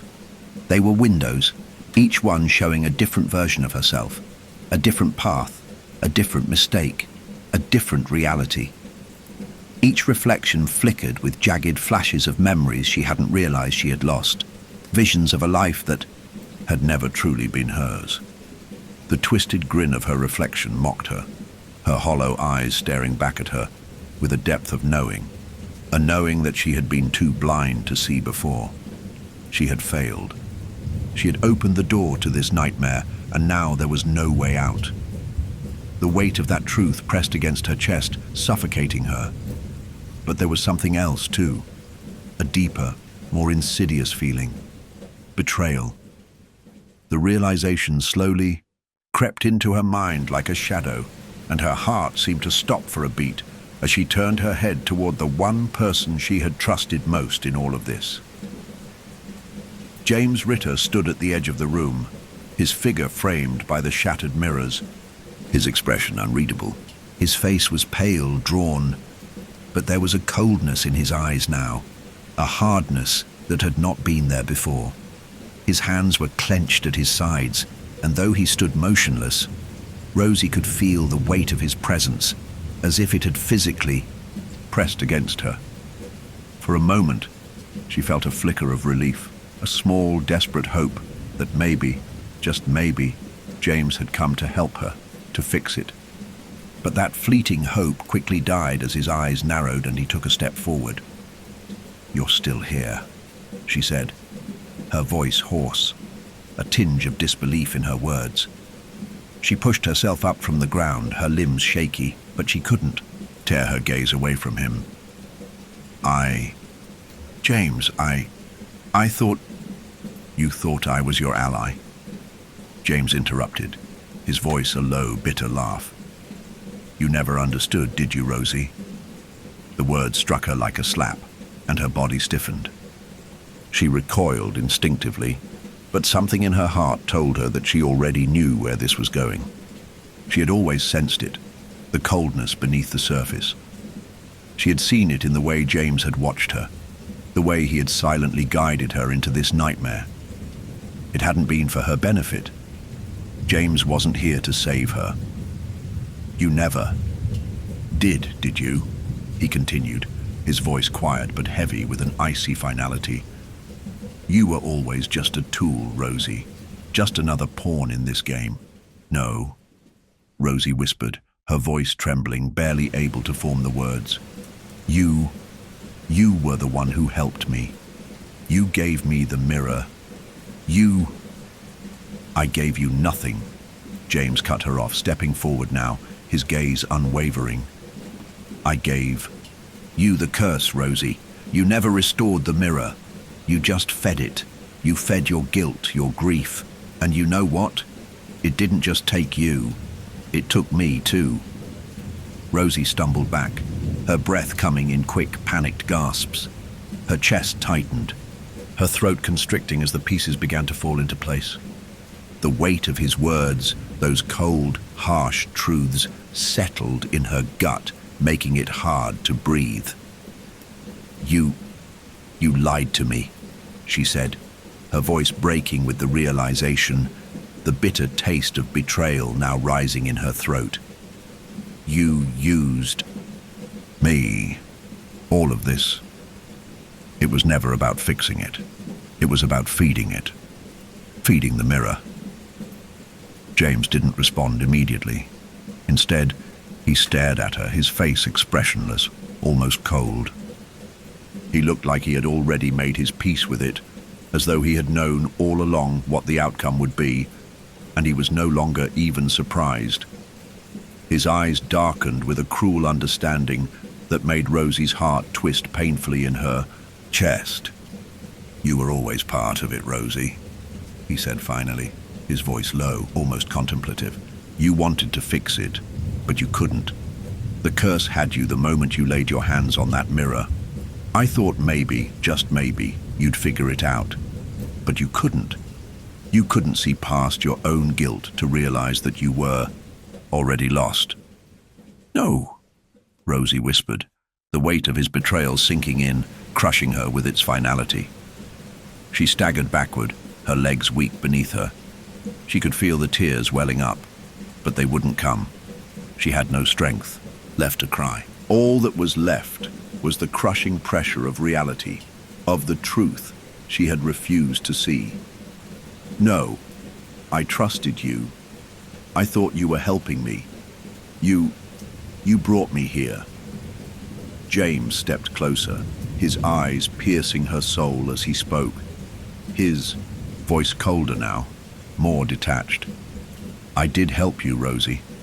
I helped you get exactly what you deserve. You're not the first person to fall for it. There are others who tried to fix what's already broken. The curse doesn't fix things. It doesn't care about your guilt or your redemption. It just takes. The pieces of the curse, of everything Rosie had believed in, now shattered, completely. The mirrors, the whispers, the reflection, it had all been a lie. She had been blind to it all, unable to see that she was nothing more than a vessel, a tool in the mirror's endless hunger. And now she was nothing more than another victim, another lost soul in the curse's never-ending cycle. Rosie's voice broke with a sharp sob, the words barely able to escape her throat. You used me. James said nothing in return. Instead, he took one more step forward, and this time, it wasn't just his eyes that locked onto hers.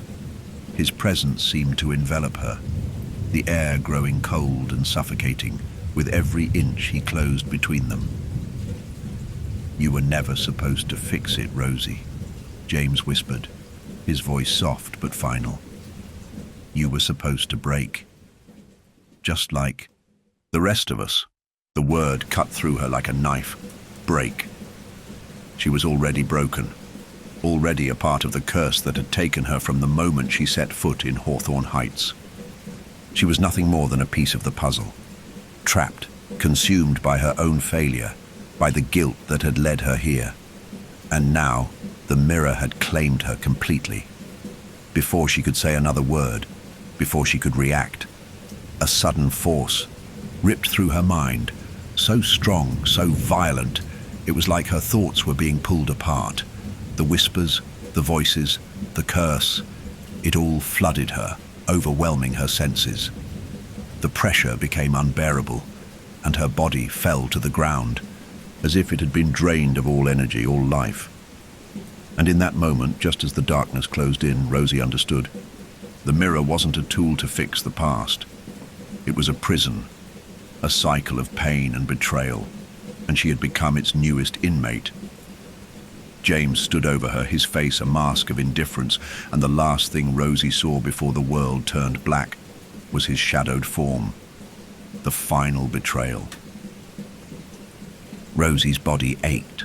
Every inch of her skin felt like it had been stretched too tight, as though the weight of the curse had been woven into the very fibers of her being.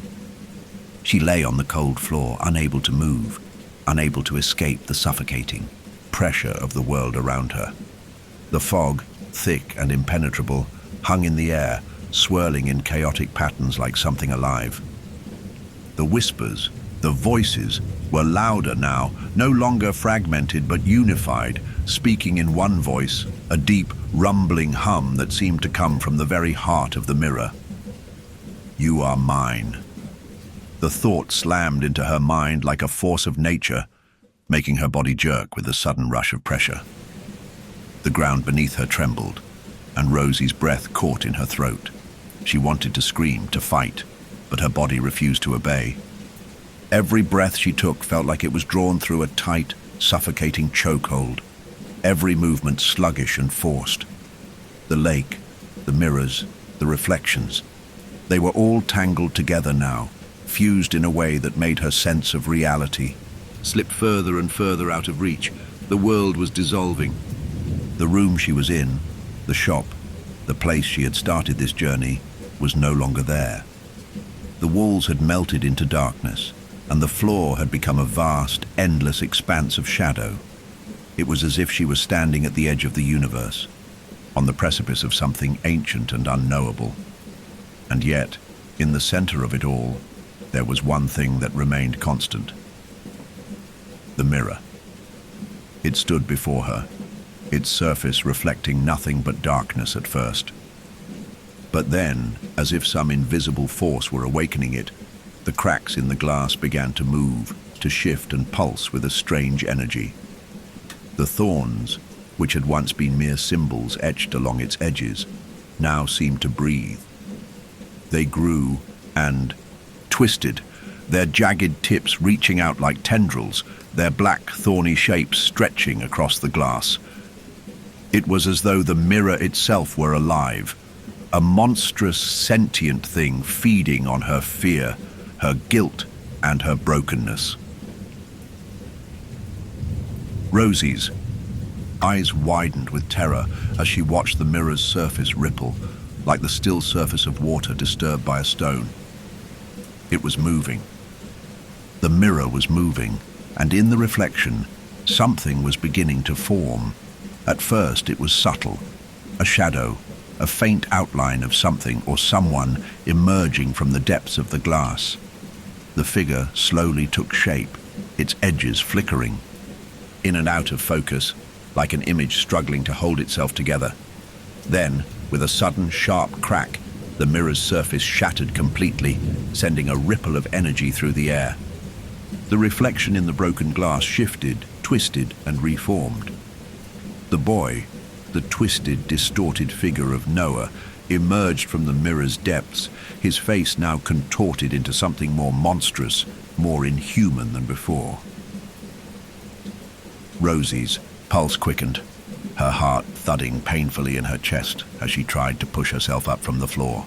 The figure in the mirror was no longer the boy she had seen in the lake, no longer just an innocent child lost to the curse. No, it was something far darker now, something wrong.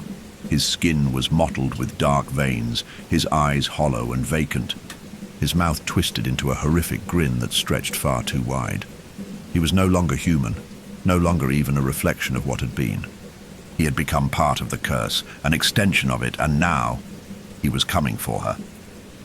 The glass cracked again, splintering like an explosion of ice, and a sharp, high-pitched sound filled the air like nails on a chalkboard tearing at her mind. Rosie scrambled backward, her heart racing, her body frozen with fear. But she couldn't tear her eyes away. The figure in the mirror was still there, moving closer, his form flickering in and out of focus, as though he were trying to step out of the shattered reflection and into the world she occupied. The whispers grew louder, more insistent, until they became a single voice, a chorus of broken souls echoing through the air. You are mine. You cannot escape. The mirror, the curse, the reflection. It had never been just about Noah. It had never been just about restoring the past. It was about something far darker, something that fed on the brokenness of the soul, on the guilt and the despair that tainted everything it touched. And now, the mirror had come alive. Rosie felt the air around her shift, thickening with a dense, oppressive force. The room seemed to bend around her, the shadows growing deeper, twisting into shapes that defied all logic. She could feel it. The mirror was no longer contained within the glass. It was here, the thorns, still growing and reaching across the surface of the mirror, began to extend toward her, their jagged tips gleaming like knives in the dark. The mirror was not just a reflection anymore. It was a portal, and the curse had bled out of it, infecting the world around her. "Fix it," the voices cried. "Fix it, or you will be consumed."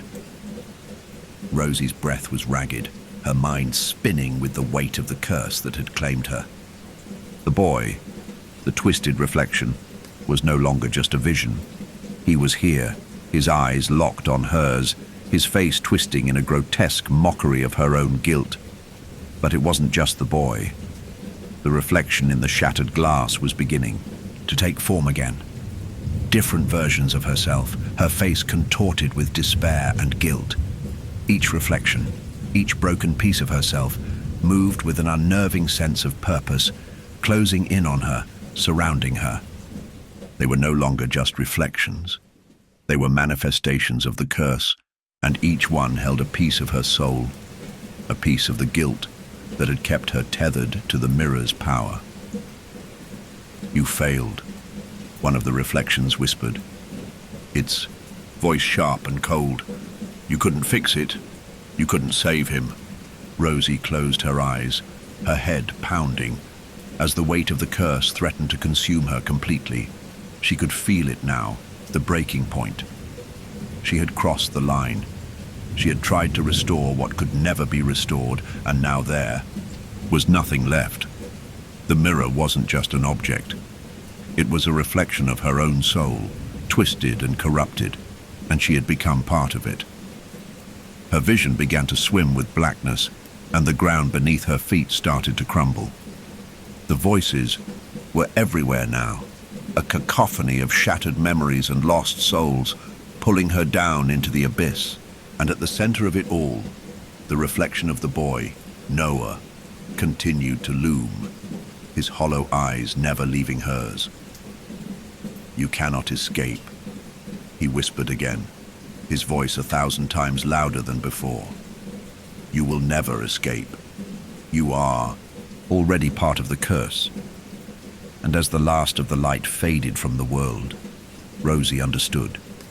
She wasn't fixing the mirror. The mirror had fixed her, and now she was trapped within it forever. The darkness was absolute. Rosie felt herself drifting, weightless, as if she had been submerged in some unearthly sea. The voices, the whispers, still filled her ears, but they were distant, as though they were coming from miles away. The shadows pressed in on her, their cold embrace suffocating, their very presence an unrelenting reminder of the curse that had already consumed her. She had crossed the threshold now, fully part of this twisted world, this fractured reality. There was no going back, no escape. But through the haze of despair, through the oppressive weight of the curse that had claimed her, one thing remained clear: the mirror. She could feel it now, pulsing with energy, with life, deep within her mind. It was a part of her, just as she was a part of it.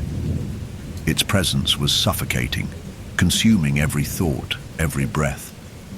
The mirror had always been there, waiting for her to take the final step, to release herself from the guilt that had held her captive for so long. But it wasn't her guilt that had led her here. It was the curse itself. The mirror didn't want her to fix what had been broken. It wanted her to be broken. Rosie's body stirred with an instinctual dread, as though she were waking up from a long, dark sleep. The fog around her seemed to dissipate, and she could feel the ground beneath her once again, soft, wet, and unfamiliar. She blinked, her eyes struggling to adjust to the dim light. The world around her began to take shape, slowly, almost painfully, like a painting slowly coming into focus. She was no longer in the labyrinth of mirrors or the endless expanse of shadow. She stood in an old, crumbling chapel, its walls lined with dusty stone and heavy tapestries that hung like shrouds. The air was thick with the smell of decay, the musty scent of forgotten time. The candlelight flickered faintly in the distance, casting long, ominous shadows on the floor, where strange symbols were scrawled in what appeared to be blood. Her legs felt weak beneath her as she took a cautious step forward, her feet sinking slightly into the damp, cold stone beneath her.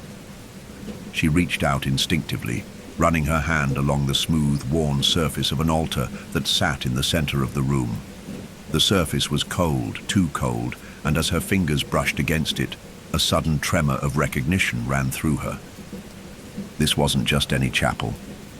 This was the place where the curse had first been born.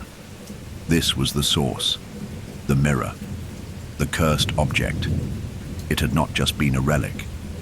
It had been a tool of ritual, of resurrection, of rebirth. But not the kind of rebirth she had hoped for. This wasn't about restoring what was lost. It was about corrupting, twisting, and feeding on the very essence of those who sought to fix it. The walls of the chapel seemed to close in on her, their ancient stones cracking and shifting with every step she took, as though the space itself were alive, breathing in sync with her pulse. The symbols on the floor, the sigils that had been painted in the blood of forgotten souls, began to glow faintly, pulsing with an eerie, unnatural energy. They were not just symbols. They were anchors tethering the cursed energy of the mirror to the very world she inhabited. A sudden movement caught her eye. A figure. James stood at the far end of the chapel, his back to her.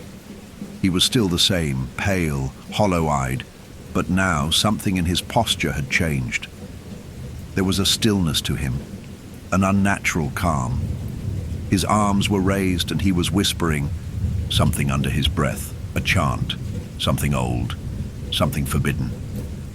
Rosie couldn't make out the words, but she could feel their power. It resonated in her bones, shaking her to her core. "James," she called, her voice trembling with a mixture of dread and anger. But he didn't turn. His voice, low and indistinct, continued the chant as though he hadn't heard her. "No, James, what are you doing?" she cried, her feet taking hesitant steps toward him, her heart pounding with the realization that she had just walked into something much darker than she had ever imagined. "Stop, please!" But he didn't stop. His voice rose, growing louder, more forceful. And as it did, the symbols on the floor began to writhe, the sigils twisting and expanding as if alive, as if reacting to the power James was invoking. Rosie's breath hitched in her chest as she felt the atmosphere shift, thickening around her. The air grew heavier, colder, suffocating. The flickering candlelight dimmed, then extinguished completely.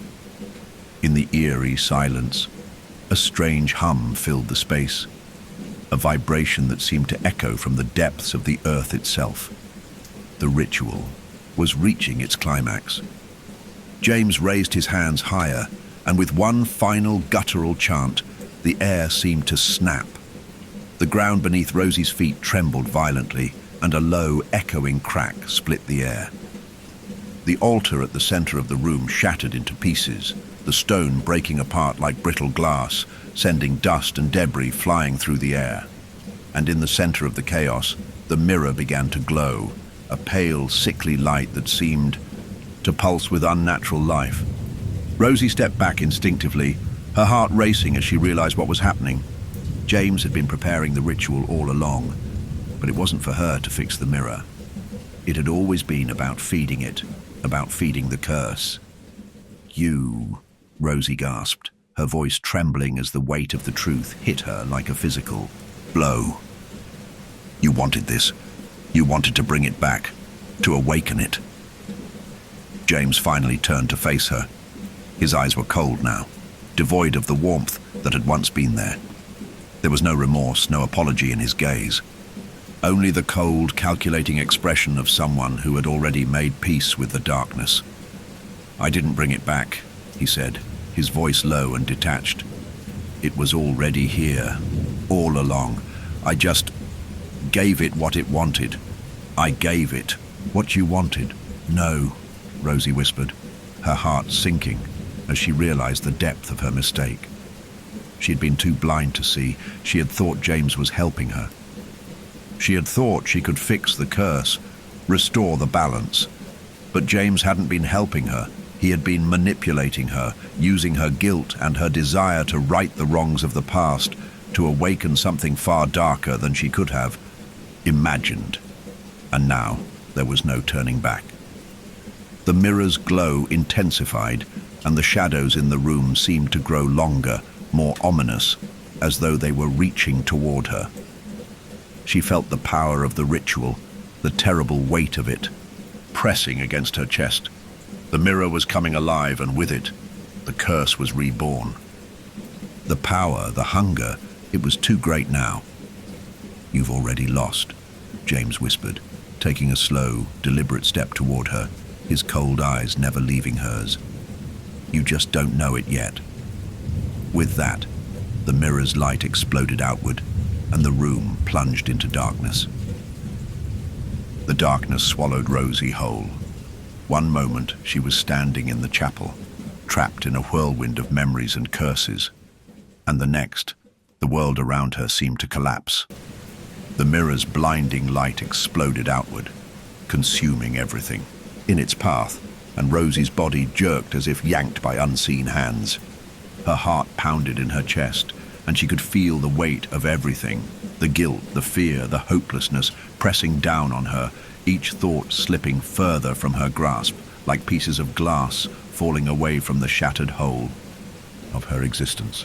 Her limbs felt heavy as she fell, but there was no ground beneath her.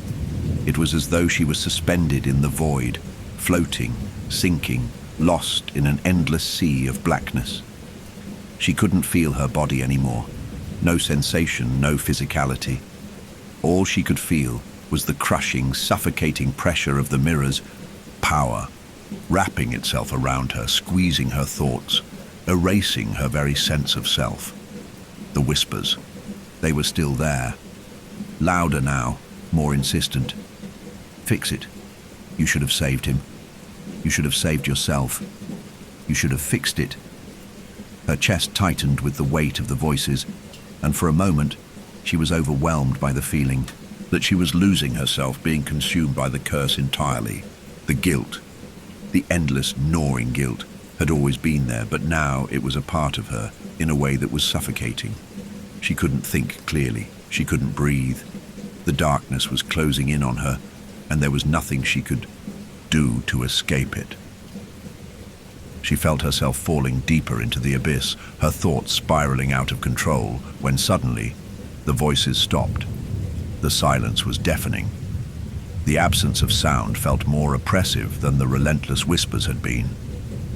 Rosie's breath was shallow as she fought to gather herself, her hands gripping at nothing, trying to find anything to hold on to. But there was nothing. Nothing at all. And then the ground, if you could call it that, beneath her shifted. Her body jerked upright as though she had been pulled by invisible strings, and she found herself standing again. The darkness had receded, but it wasn't gone. It was still there, lurking just outside her vision, waiting to consume her once more. The air was thick, like the weight of something ancient and unyielding hung in the space around her. She looked around, blinking, her mind reeling with confusion. She was no longer in the chapel. In fact, she wasn't even sure where she was anymore. The world around her was a fractured landscape, a kaleidoscope of jagged edges and broken surfaces. It looked as though the fabric of reality itself had been torn apart, leaving only shards of twisted, distorted images scattered across the space. There were no walls, no ceiling, no real sense of place. Just broken pieces, like a puzzle that had been ripped to shreds. The edges sharp and dangerous. And there, in the center of it all, was the mirror. The broken mirror, the same one that had started this entire nightmare. But it was no longer just a reflection, no longer just an object. It was alive, pulsing with an otherworldly energy, its surface shifting and warping as though it were made of liquid, constantly in motion. The cracks in the glass seemed to stretch and twist like veins, pumping some dark, unseen force through the mirror's form. The reflection was no longer just an image. It was an entity in itself, an extension of the curse. Rosie could feel it. Feel it now. The mirror wasn't just a source of power. It was the origin. And now it was pulling her in. The ground beneath her began to tremble as if the mirror were calling to her, reaching for her with invisible tendrils. She could hear it, feel it, deep in her chest, the hum of its power, vibrating through the very air around her. The sensation was familiar. She had felt this before. The mirror had always been pulling at her, always trying to draw her closer, to make her part of it. Now it was not just pulling, it was demanding. Rosie stepped forward instinctively, her feet moving of their own accord. She didn't know why, she didn't understand it. She wanted to resist, she needed to resist. But the pull was too strong. It was like an unseen hand wrapping around her chest, dragging her toward the reflection, toward the broken glass. Every step she took seemed to weaken her will, like she was no longer in control of her own movements. "No," she whispered. The word barely audible, a plea that hung in the air, swallowed by the oppressive silence. But it didn't matter. The mirror was already in control. As she neared it, her reflection shifted. No longer just a distorted version of herself, the figure in the mirror began to morph, becoming something other. It was her face, yes, but it wasn't her. The reflection grew darker, twisting into a nightmarish version of her own self. Her eyes were hollow, empty pits of darkness. Her mouth stretched into a grotesque, mocking grin. The edges of her form flickered in and out of focus, as if she was slowly fading, becoming part of the mirror itself. Rosie's heart clenched with fear as the figure in the mirror stepped forward, but it was not a reflection anymore. It was real, standing right before her, its eyes, her eyes, staring at her with a twisted sense of knowing. "You've already become a part of it," the reflection said, its voice a distorted echo of her own. "You always were." Her mind screamed. Her body fought to resist, to break free, but she couldn't. The mirror's grip was too strong. The reflection took another step forward, its hand reaching out to touch her face, its fingers cold like ice. And as it made contact, the chill spread through her body, locking her in place. And then the reflection smiled. It wasn't her smile. It wasn't a smile at all. It was a mocking, cruel grin, the kind that only a thing born of darkness and hunger could possess. "You're already lost," it whispered, its voice a low, guttural growl that echoed through Rosie's mind. "There's no escaping it now. The ritual is complete. You are part of it. The mirror has you." Rosie's heart stopped in her chest. The mirror, the curse, it had already claimed her. There was no redemption, no escape. She was part of the cycle, part of the mirror's hunger, its endless need for broken souls. The ritual had unfolded, and now there was no more turning back. Rosie's breath came in ragged gasps, her chest heaving as though she were drowning, yet the air around her was still and suffocating. She was trapped, her mind, her body, pulled deeper into the mirror's insidious grip. The reflection in front of her, the twisted mockery of her own face, smiled, It wasn't just an image anymore. It wasn't just a mirror reflecting her. It had become something alive, and it was consuming her. Her fingers reached out instinctively, as if trying to tear the darkness away.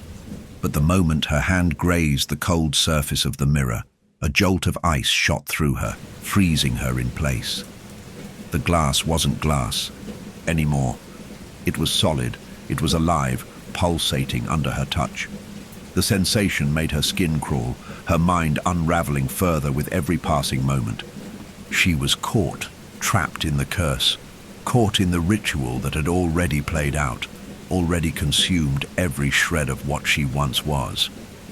"No," Rosie whispered, her voice shaky, desperate, but she couldn't tear her gaze from the reflection before her.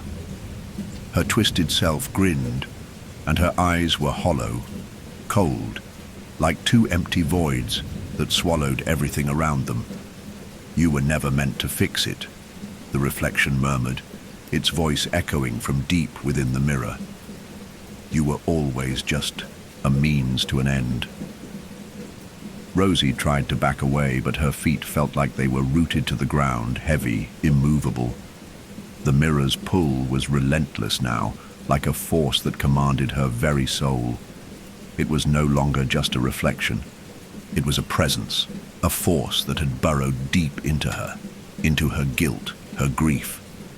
The mirror had become an extension of her broken self, and now there was no escaping it. Her mind raced. She had spent so long trying to undo the past, trying to fix what had been broken. She had tried to fix herself. She had tried to fix Noah.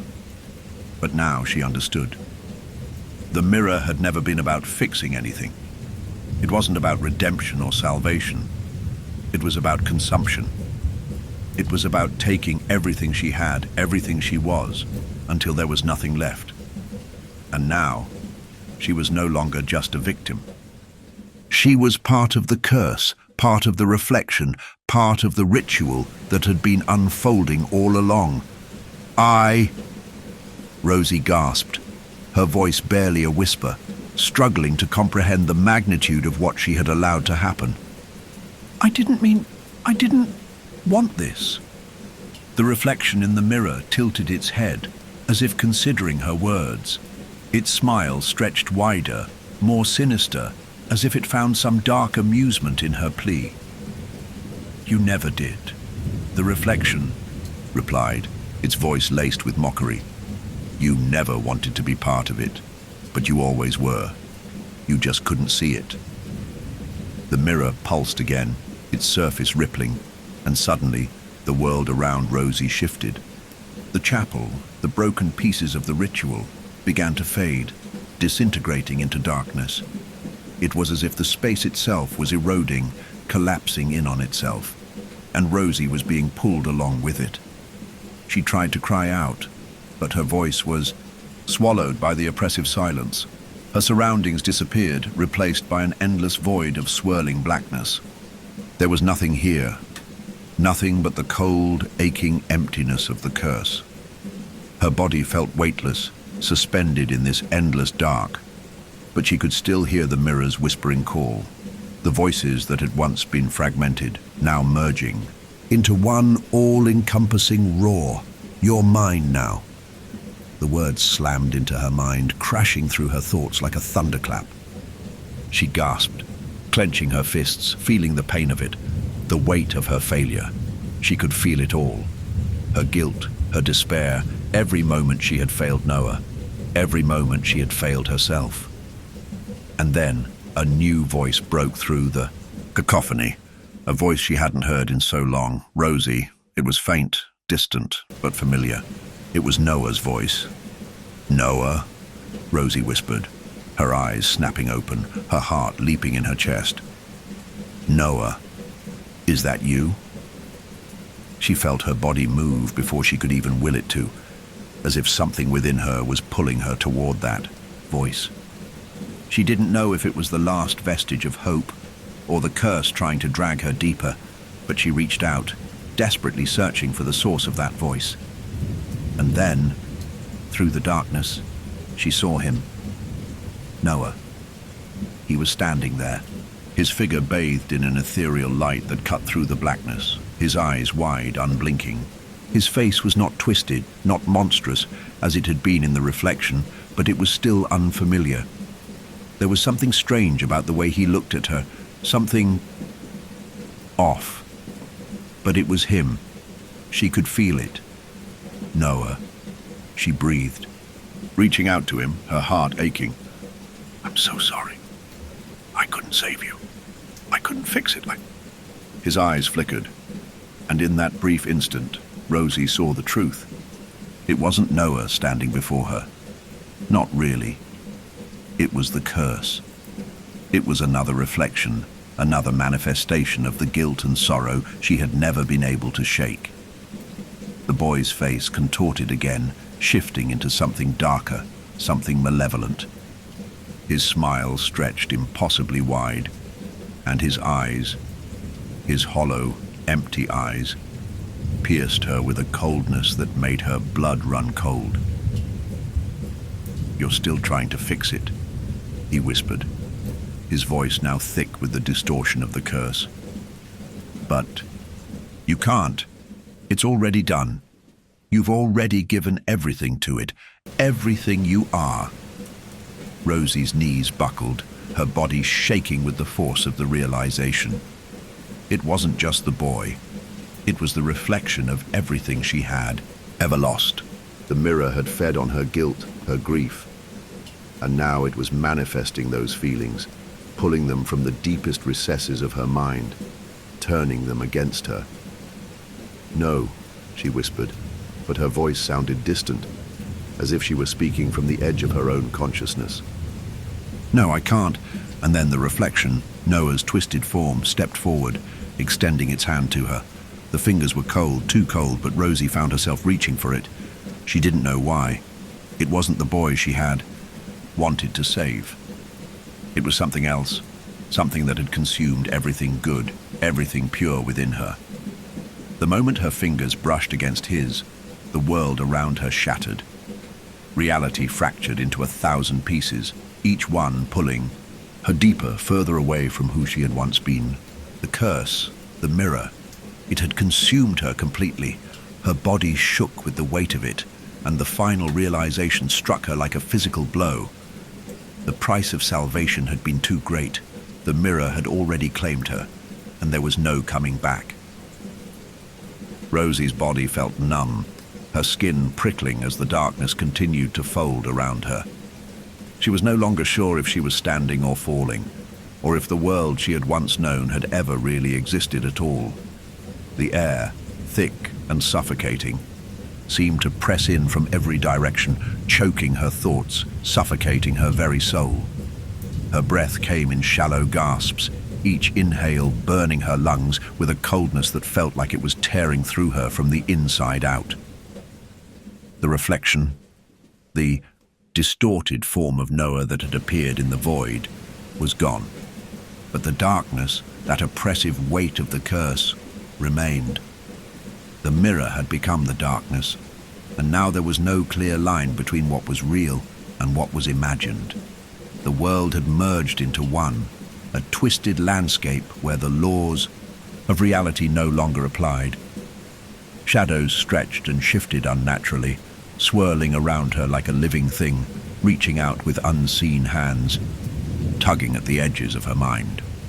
She couldn't breathe. And then, as though summoned by her fear, the sound began again.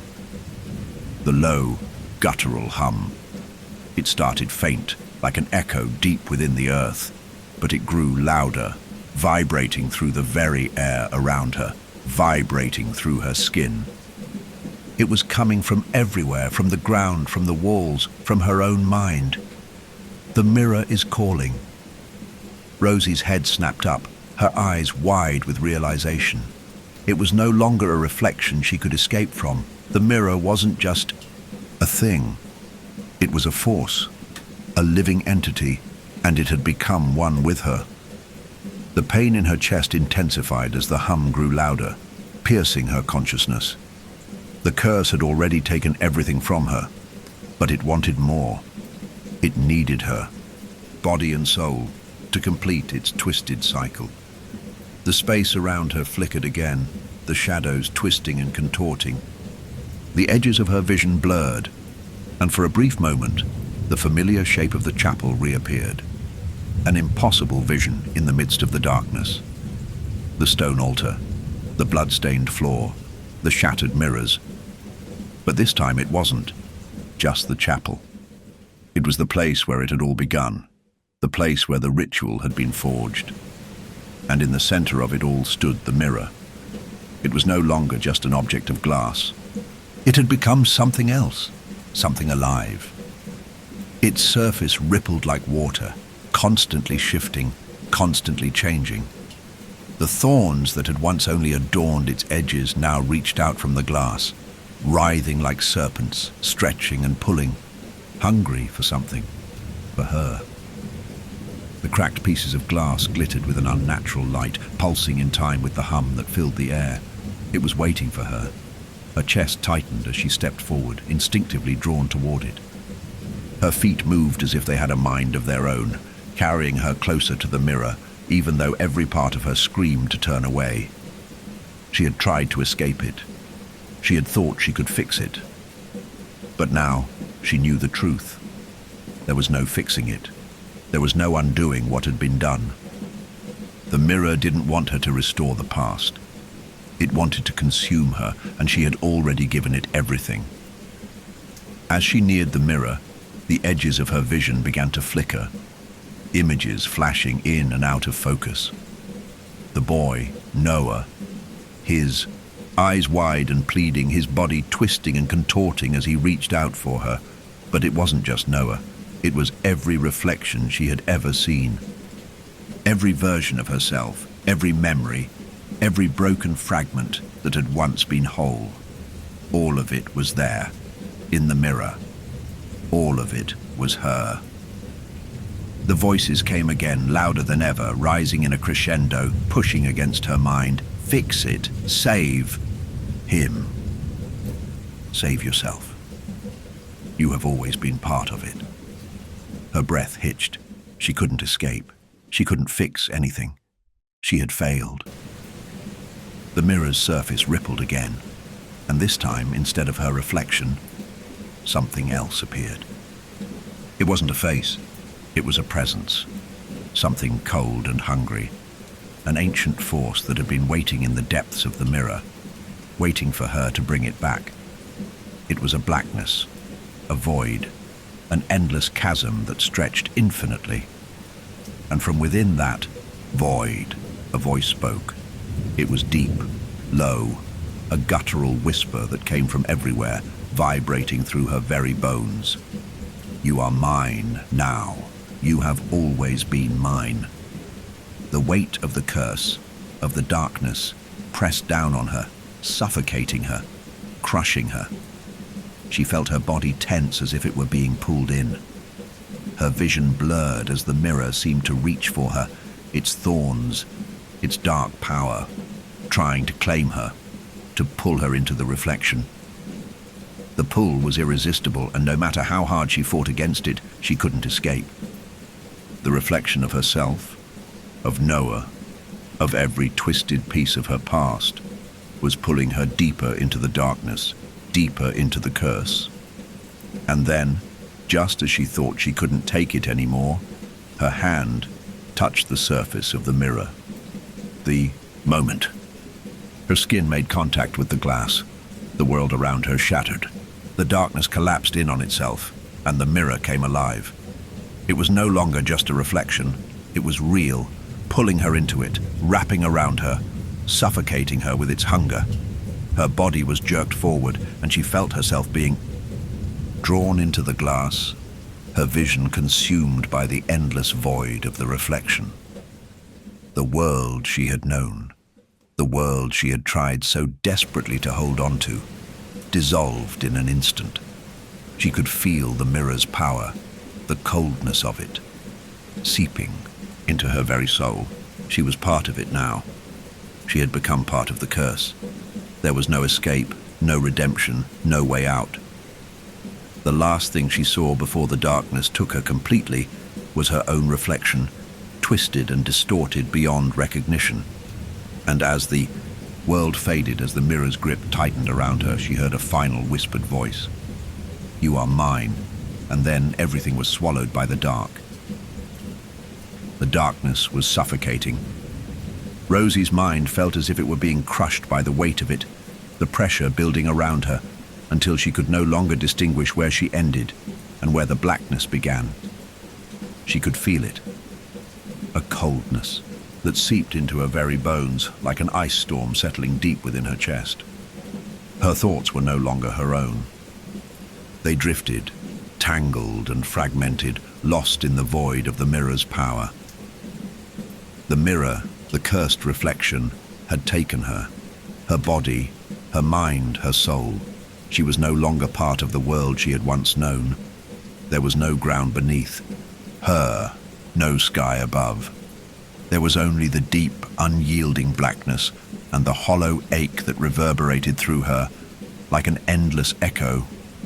And then, without warning, the darkness shifted. The hum, the deep, rumbling vibration that had pulsed in. Her mind intensified, becoming louder, more insistent. The void around her seemed to ripple, twisting in on itself like a knot being pulled tighter. The air, if there was even air here, grew colder. A faint, unsettling light began to filter through the blackness, dim, almost imperceptible at first. But then it expanded, spreading like tendrils, illuminating the edges of what seemed to be a room. No, not a room, a place. A place from her past. Rosie's breath hitched as recognition tore through her. She wasn't in the void anymore. She was back. Back in the house, the one that had once been a home. Her home before the drowning, before the curse. She could see it now. The faint outline of the room taking form. The hallway, the worn carpet beneath her feet, the old paintings hanging on the walls. It was all there, but it was wrong. It was too still, too silent. There was no warmth, no life here. Only shadows and echoes. Rosie's legs felt weak, as though she were moving through thick water, but she forced herself to take a step forward. Her heart was racing. She could feel the pulse of the mirror still echoing through her mind, a constant reminder that it was never truly gone. But why was she here? Why was this place, the house she had once called home, now a part of this dark, twisted reflection? A sound broke through the stillness, a soft, familiar sound. Her breath caught in her throat. It was footsteps, slow, deliberate, echoing through the hallway. She could hear them, feel them vibrate through the air, the unmistakable sound of someone walking toward her. The steps were soft, but they were coming closer, and every part of Rosie's mind screamed at her to run, to flee from whatever it was that was drawing near. But she couldn't. She was trapped here, in this distorted place, trapped in the curse of the mirror. The footsteps grew louder, and Rosie felt her chest tighten. She had to turn. She had to face it, face whatever was coming. But her legs felt like lead, her body unresponsive. Her pulse thundered in her ears, and the world around her seemed to distort, twisting, bending, as though she were caught in a dream that had no end. Then, from the shadows, a figure appeared. It was a familiar figure. Too familiar. And yet it wasn't. The figure in the doorway was distorted, its edges flickering in and out of focus, like something caught between worlds. Rosie could see the outline of a man, tall and slender, his features obscured by the darkness. His face was pale, drawn tight with the same haunting emptiness she had seen in the mirror. No, it was James. But it wasn't. It was a twisted reflection of him, just as the mirror had twisted everything else. His eyes were hollow, dark pits that seemed to swallow all light, and his mouth was stretched in a cruel grin, a grin that didn't belong to him. Rosie. The voice that came from the figure was familiar, but it was wrong. It was distorted, broken, like a whisper caught in the wind. It sounded like James, but there was something underneath it. Something that made it sound hollow and distant, like it was coming from somewhere deep inside the mirror. "No," Rosie whispered, her voice trembling. You're not James." The figure smiled wider, its grin becoming more grotesque, more stretched, until it seemed to split the edges of its face. "I am what you've made me," it said, its voice low and full of dark amusement. "I am the one you brought here." Rosie's heart skipped. The words hit her like a physical blow, and she took a step back, her mind racing, her chest tightening with fear. The reflection was right. It had always been about her guilt, her fear, her failure. She had brought the curse into this world. She had opened the door. She had let it in. The figure stepped forward, its movements jerky and unnatural, like a marionette on strings. "You think you can escape it," it whispered, its voice seeping into her bones. "You think you can fix what's been broken, but you've been broken too. You've been part of it all along." "No," Rosie gasped, shaking her head. I didn't mean for any of this to happen. I just wanted to fix it. I wanted to—" "You can't," the figure interrupted, its eyes gleaming with an emptiness that seemed to suck the air from the room. "You never could." Rosie tried to step away, but her feet were heavy, like they were stuck in thick mud. The figure loomed closer, its form flickering, shifting between James and something else entirely. It was as though it were pulling from her memories, using them to shape itself into whatever it knew would hurt her the most. "You failed, Rosie," the figure said softly, as it reached out, its hand stretching toward her. "You failed everyone, and now you're one of us." The moment the figure touched her arm, the world around her seemed to collapse. A wave of darkness surged through her, pulling at her mind, her body consuming her. She screamed, but the sound was drowned by the deafening hum that filled the space. The voice of the mirror growing louder, merging with everything. She was no longer in the house. She was no longer anywhere. She was floating in an endless void, consumed by the curse, by the very thing she had tried to escape. And then, through the fog of the darkness, a single image came into view. Her reflection. It wasn't a mirror anymore. It was her, but it wasn't. The image in the glass, the thing that stared back at her, was broken, twisted beyond recognition, just like everything else. And she understood now. The reflection had never been just a surface. It had been a trap, a prison for her guilt, her pain, and everything she could never undo.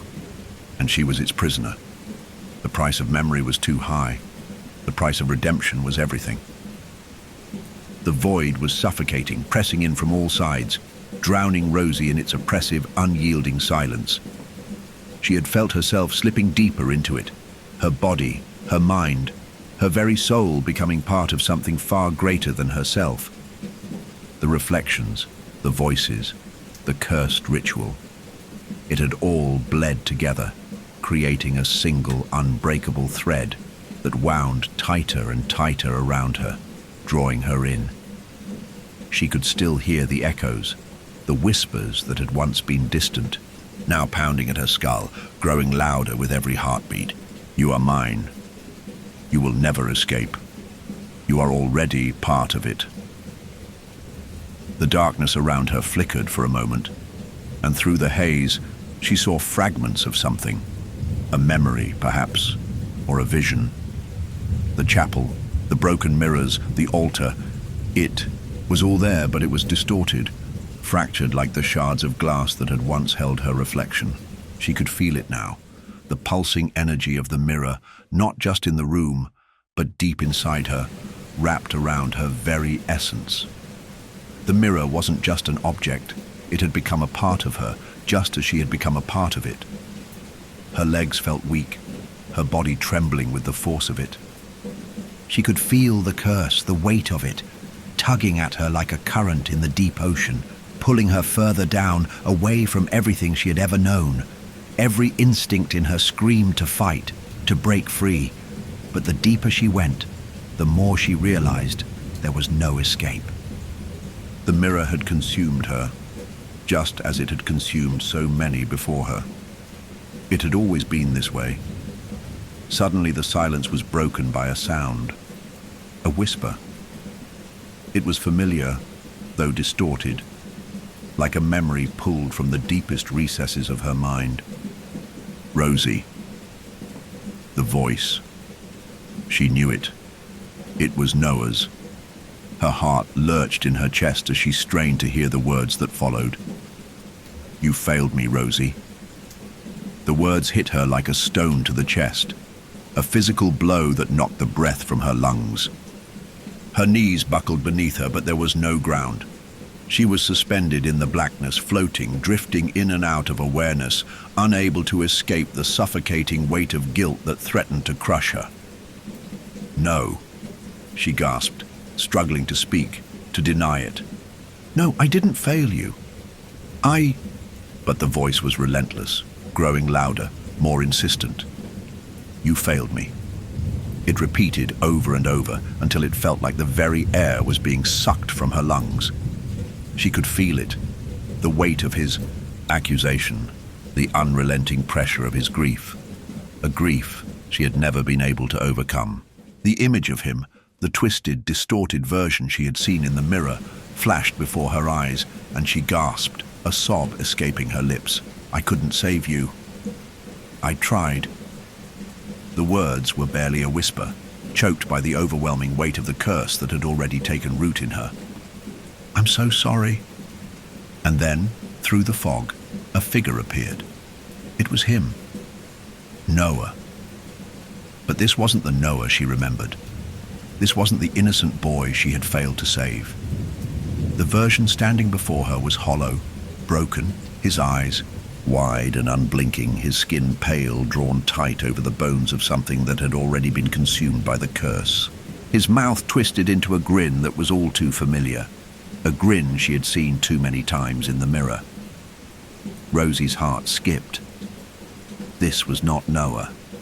"You're mine now," the figure whispered, his voice an eerie echo that bounced off the darkened space around them. The voice was Noah's, but it was distorted, warped by the curse's hold on him. "You failed me. You failed us all." "No!" Rosie screamed, pushing herself backward, away from the figure. But there was no escape. The void around her seemed to press in, the walls collapsing inward, trapping her in the suffocating space between reality and nightmare. "No, I didn't fail you." But the figure only smiled wider, and Rosie felt her heart crack under the weight of his gaze. She had always been part of this, part of the curse, part of the cycle of failure and regret. The mirror had shown her that, the endless reflections of herself, the broken pieces of her mind, her soul, all twisted and pulled into the darkness, all feeding the curse. It was all connected, and now Noah, or the thing that had once been Noah, was the reflection of her guilt, of her failure, of everything she had never been able to undo. "You're part of it now," the figure repeated, his voice cold, final, "just like the rest of us." Rosie stumbled back again, her legs shaking, her breath coming in short gasps. She couldn't tear her eyes away from the figure, the twisted reflection of the brother she had failed to save. She wanted to run, wanted to scream, but it felt like her feet were sinking into the blackness, unable to move. The mirror's power was still there, pulsing through the space, through her, like a dark, irresistible force. She could feel it tugging at her, closer and closer, wrapping around her, squeezing her thoughts into a single, suffocating point. She was inside the mirror now, there was no escaping it.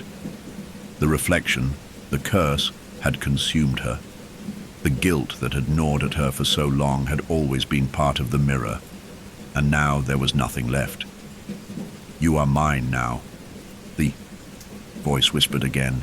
This time a chorus of voices, so many voices, all speaking through the figure of Noah, all echoing her failures.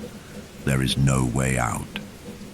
Rosie collapsed to her knees, her body trembling, her heart breaking as the weight of the truth crushed her. The reflection wasn't just a memory.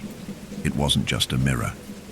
It was her guilt, her grief, her failures, all of it had been fed into the curse. All of it had been pulled into the endless cycle that had started long before her.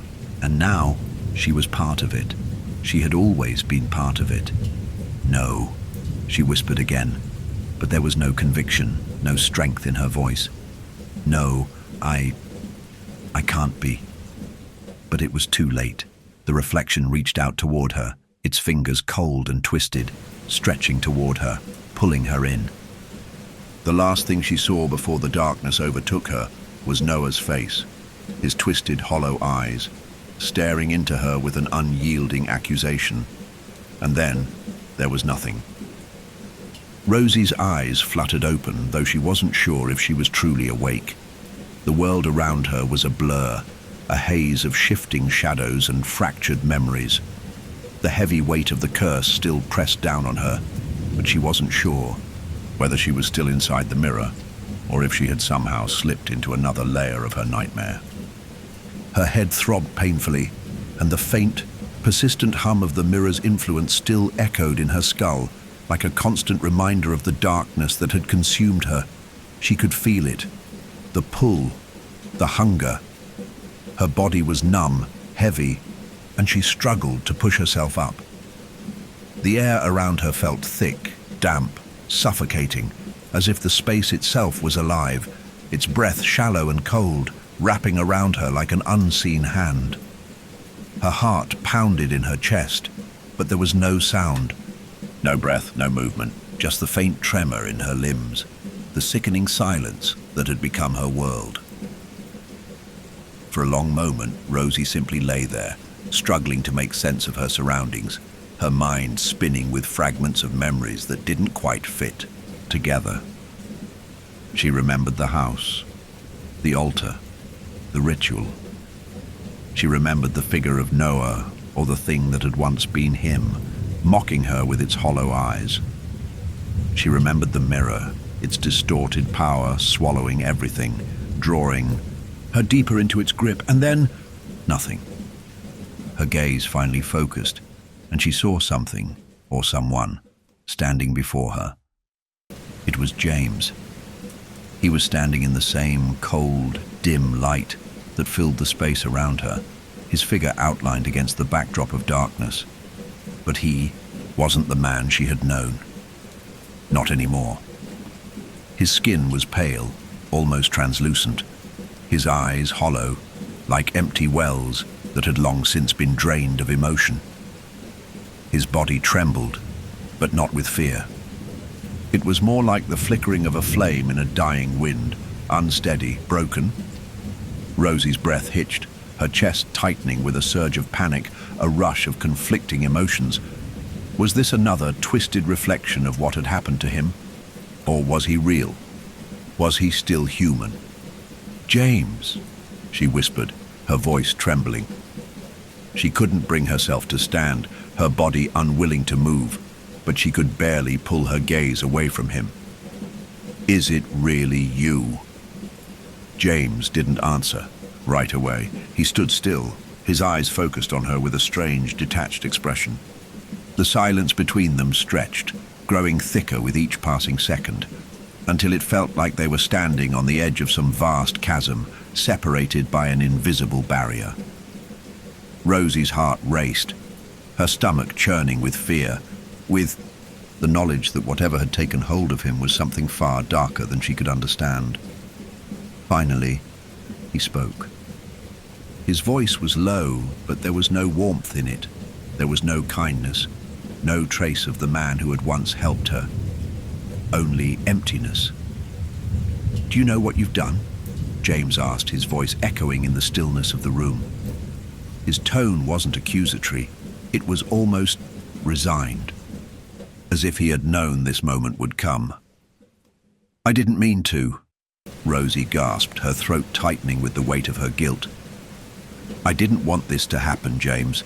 I never wanted—" James took a slow step forward, and Rosie flinched, instinctively.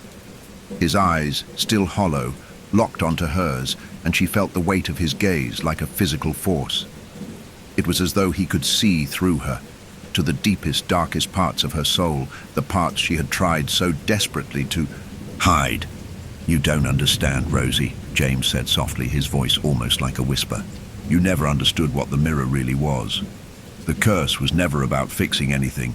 It was about feeding on guilt, on failure, on brokenness. You were always meant to become part of it." "No," Rosie whispered, shaking. Her head, her mind racing, struggling to process his words. "No, I didn't know. I thought I could fix it. I thought—" "You thought you could undo it all," James interrupted, his voice gaining strength, a bitter edge cutting through his words. "But the mirror doesn't want fixing, Rosie. It wants destruction. And now it has you." The words hit her like a cold slap to the face. She staggered back, her vision blurring as the weight of his words settled in. She had been part of it all along. The mirror, the curse, it had fed on her guilt, her grief, and now it had taken her completely. There was no escaping it. The ground beneath her seemed to shift, as if the very air around her was collapsing into itself. Her heart pounded painfully in her chest as the reality of the situation crushed down on her. She had failed, not just Noah, not just herself, but everyone. The curse had always been there, waiting, feeding off the broken pieces of her soul. And now she was one of its many victims. She had crossed the line. She had become part of the cycle. "No," she gasped, again her voice cracking. "No, this isn't what I wanted. I didn't—" "You never wanted this," James repeated, his voice softer now, though it held a finality that was impossible to ignore. "But it doesn't matter. The mirror doesn't care about what you want. It cares about what you gave. And you gave it everything. Everything you are." As he spoke, the space around them began to twist, the darkness seeping in from all sides, pulling at the edges of the room like a flood. The air grew colder, the walls closing in. Rosie could feel the mirror's presence again, but it was no longer just a reflection. It was real. It was inside her, inside the very fabric of this twisted world. She was inside it. "No," Rosie whispered again, her body shaking with fear. She turned to James, her hands reaching out, desperate. But he only watched her with that hollow expression. His face was a mask of resignation, of something darker, something long lost. "I'm sorry," she cried, her voice breaking. "I'm sorry, please, James, please." But he didn't respond. Instead, the shadows began to stretch, the mirror's hum growing louder, its power surging. The room, the world, the reality around them was slipping away. There was no escape. The mirror was not just a force, it was alive, and it had claimed her. "No," Rosie gasped, her heart thudding in her chest as she tried to back away, but her body was no longer under her control. Her feet felt like lead, her limbs too heavy to move. The darkness pressed in, suffocating her, and as she struggled to breathe, the reflection, the curse, pulled her in. It was too late. The weight of the world felt unbearable. Every part of Rosie's body was numb. Her chest tight with the weight of the darkness closing in on her. Her sense out first day in the job had taken root in every part of her soul, her mind, her body, and now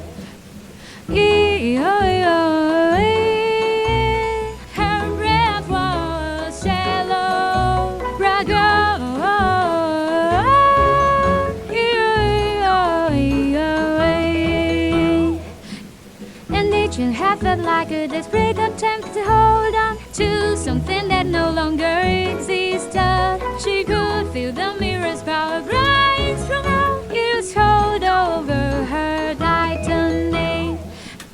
It wasn't just a mirror anymore. It was her guilt, her upbringing, and her failure. Cold, cruel,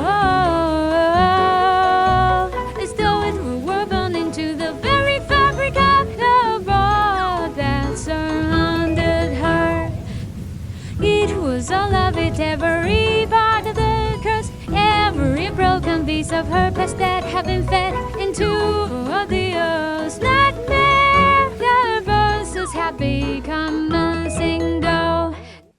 The darkness pulling at her, tugging at her very soul. It was real and place, it was inescapable.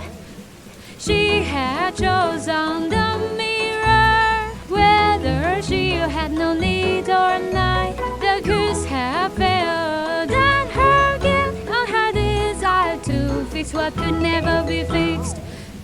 Myself,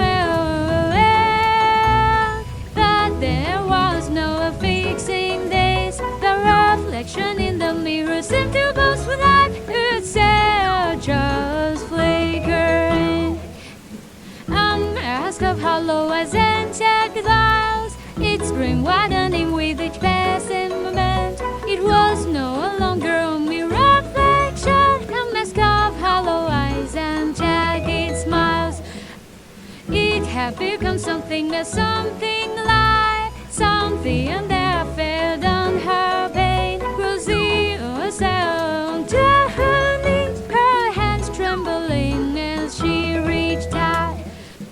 Endless reflections and the black clouds. He was deep with a sense of finality. Every step she had taken had led her here to the snowman of reckoning. You've lost, the reflection whispered again. Her eyes, her heart shattering with the weight of the truth she had failed. No, he had failed herself. And now the mirror, the curse will consume her completely. Any will to fight this, to reclaim herself from the deep abyss she had fallen into. Any way to fight this. Was there still a chance to break free from the mirror's hold? Rosie's mind raised, desperately clawing for right answer. Oh, well. Failure was all that she would ever be. She was more than this. She had to obey. Her hands clenched into fists. The reflections closing in from her sides. The mirror boosted again, its glass revealing as though it were all low. Rosie aghast, her breath coming in desperate sobs. I wonder, would you take me? He closed her eyes. I chose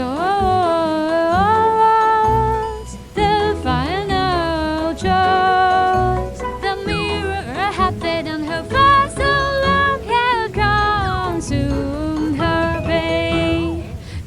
That would be the price, the last thing she could give up, the last thing she had left to take back her soul.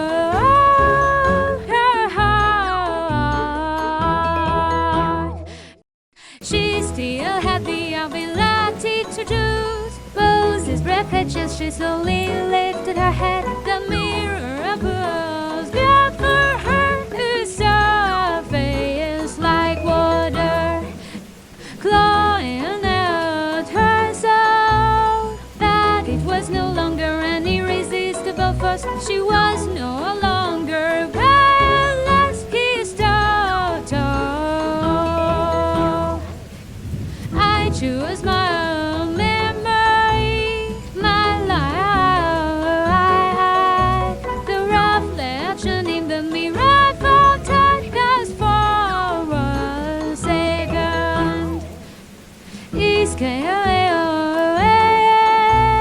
The reflection hissed. Its force was bright, becoming more distorted.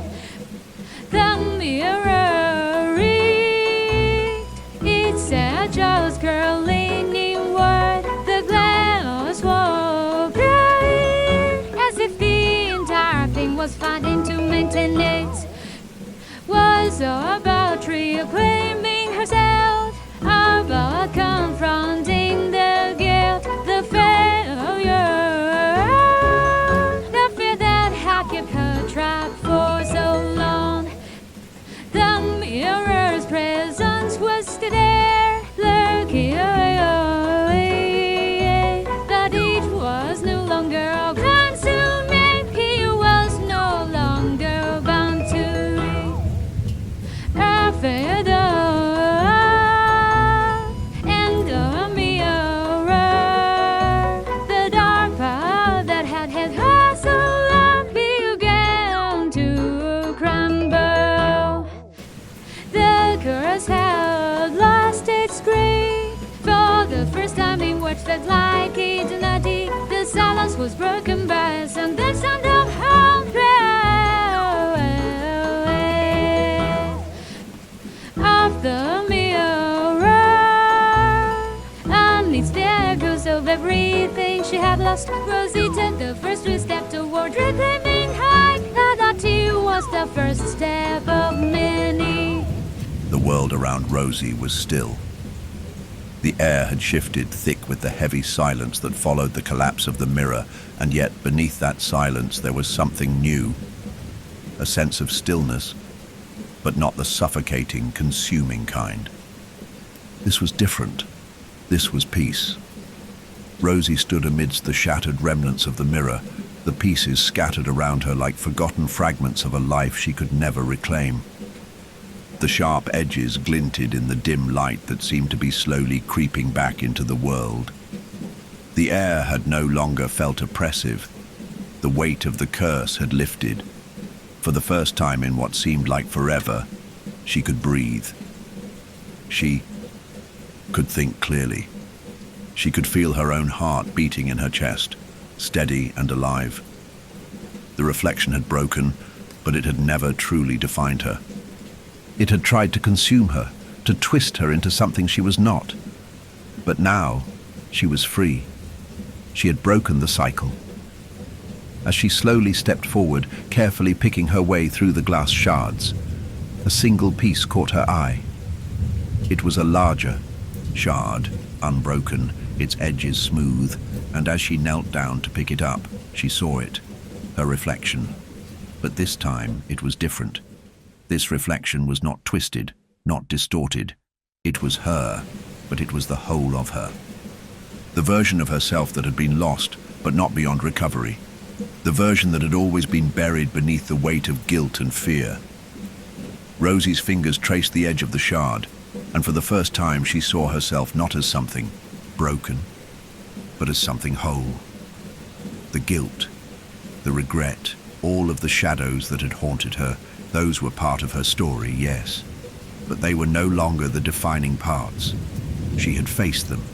She had confronted the mirror and all it represented. And now, she could finally see herself for who she truly was. The hum of the mirror's influence was gone.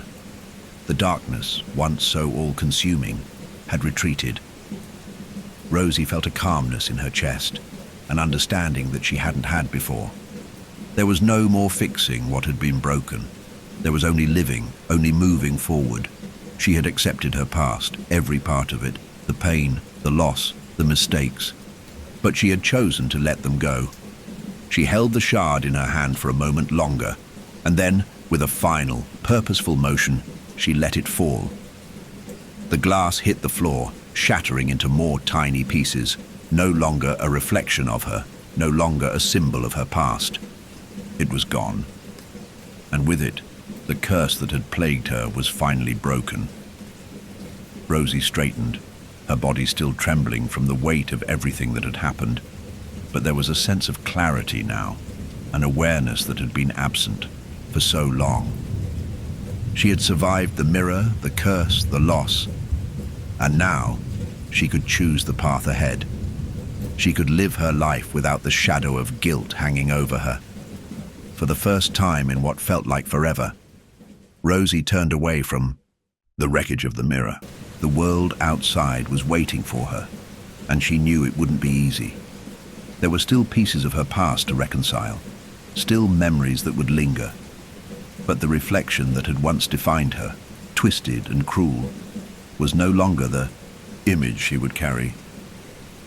The air outside was cool, fresh, the kind of air that seemed to carry the promise of new beginnings. She stepped into it, each movement purposeful, but unhurried. There was no need to rush anymore. She had time now, time to heal, time to reclaim what she had lost. And as she walked, the shadows of the past seemed to fade behind her, their edges softening into the distance. She had no idea what the future held, but that was okay. She would face it, whatever it was, on her own terms. The sound of birds in the distance filled her ears, the soft rustle of the wind through the trees. The world was still beautiful, still worth living in. It had been broken, but it wasn't. Beyond repair, just like her. The world, like herself, was a patchwork of fractured pieces, but it was whole in its imperfection. And now, so was she. Rosie took a deep breath, the first real breath of her life.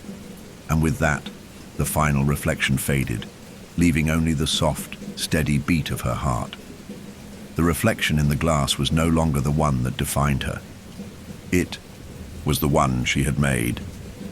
And in that moment, she understood. There was no more mirror, no more curse, just her. The past had shaped her, yes, but it would never define her again. The future was hers to shape, piece by piece.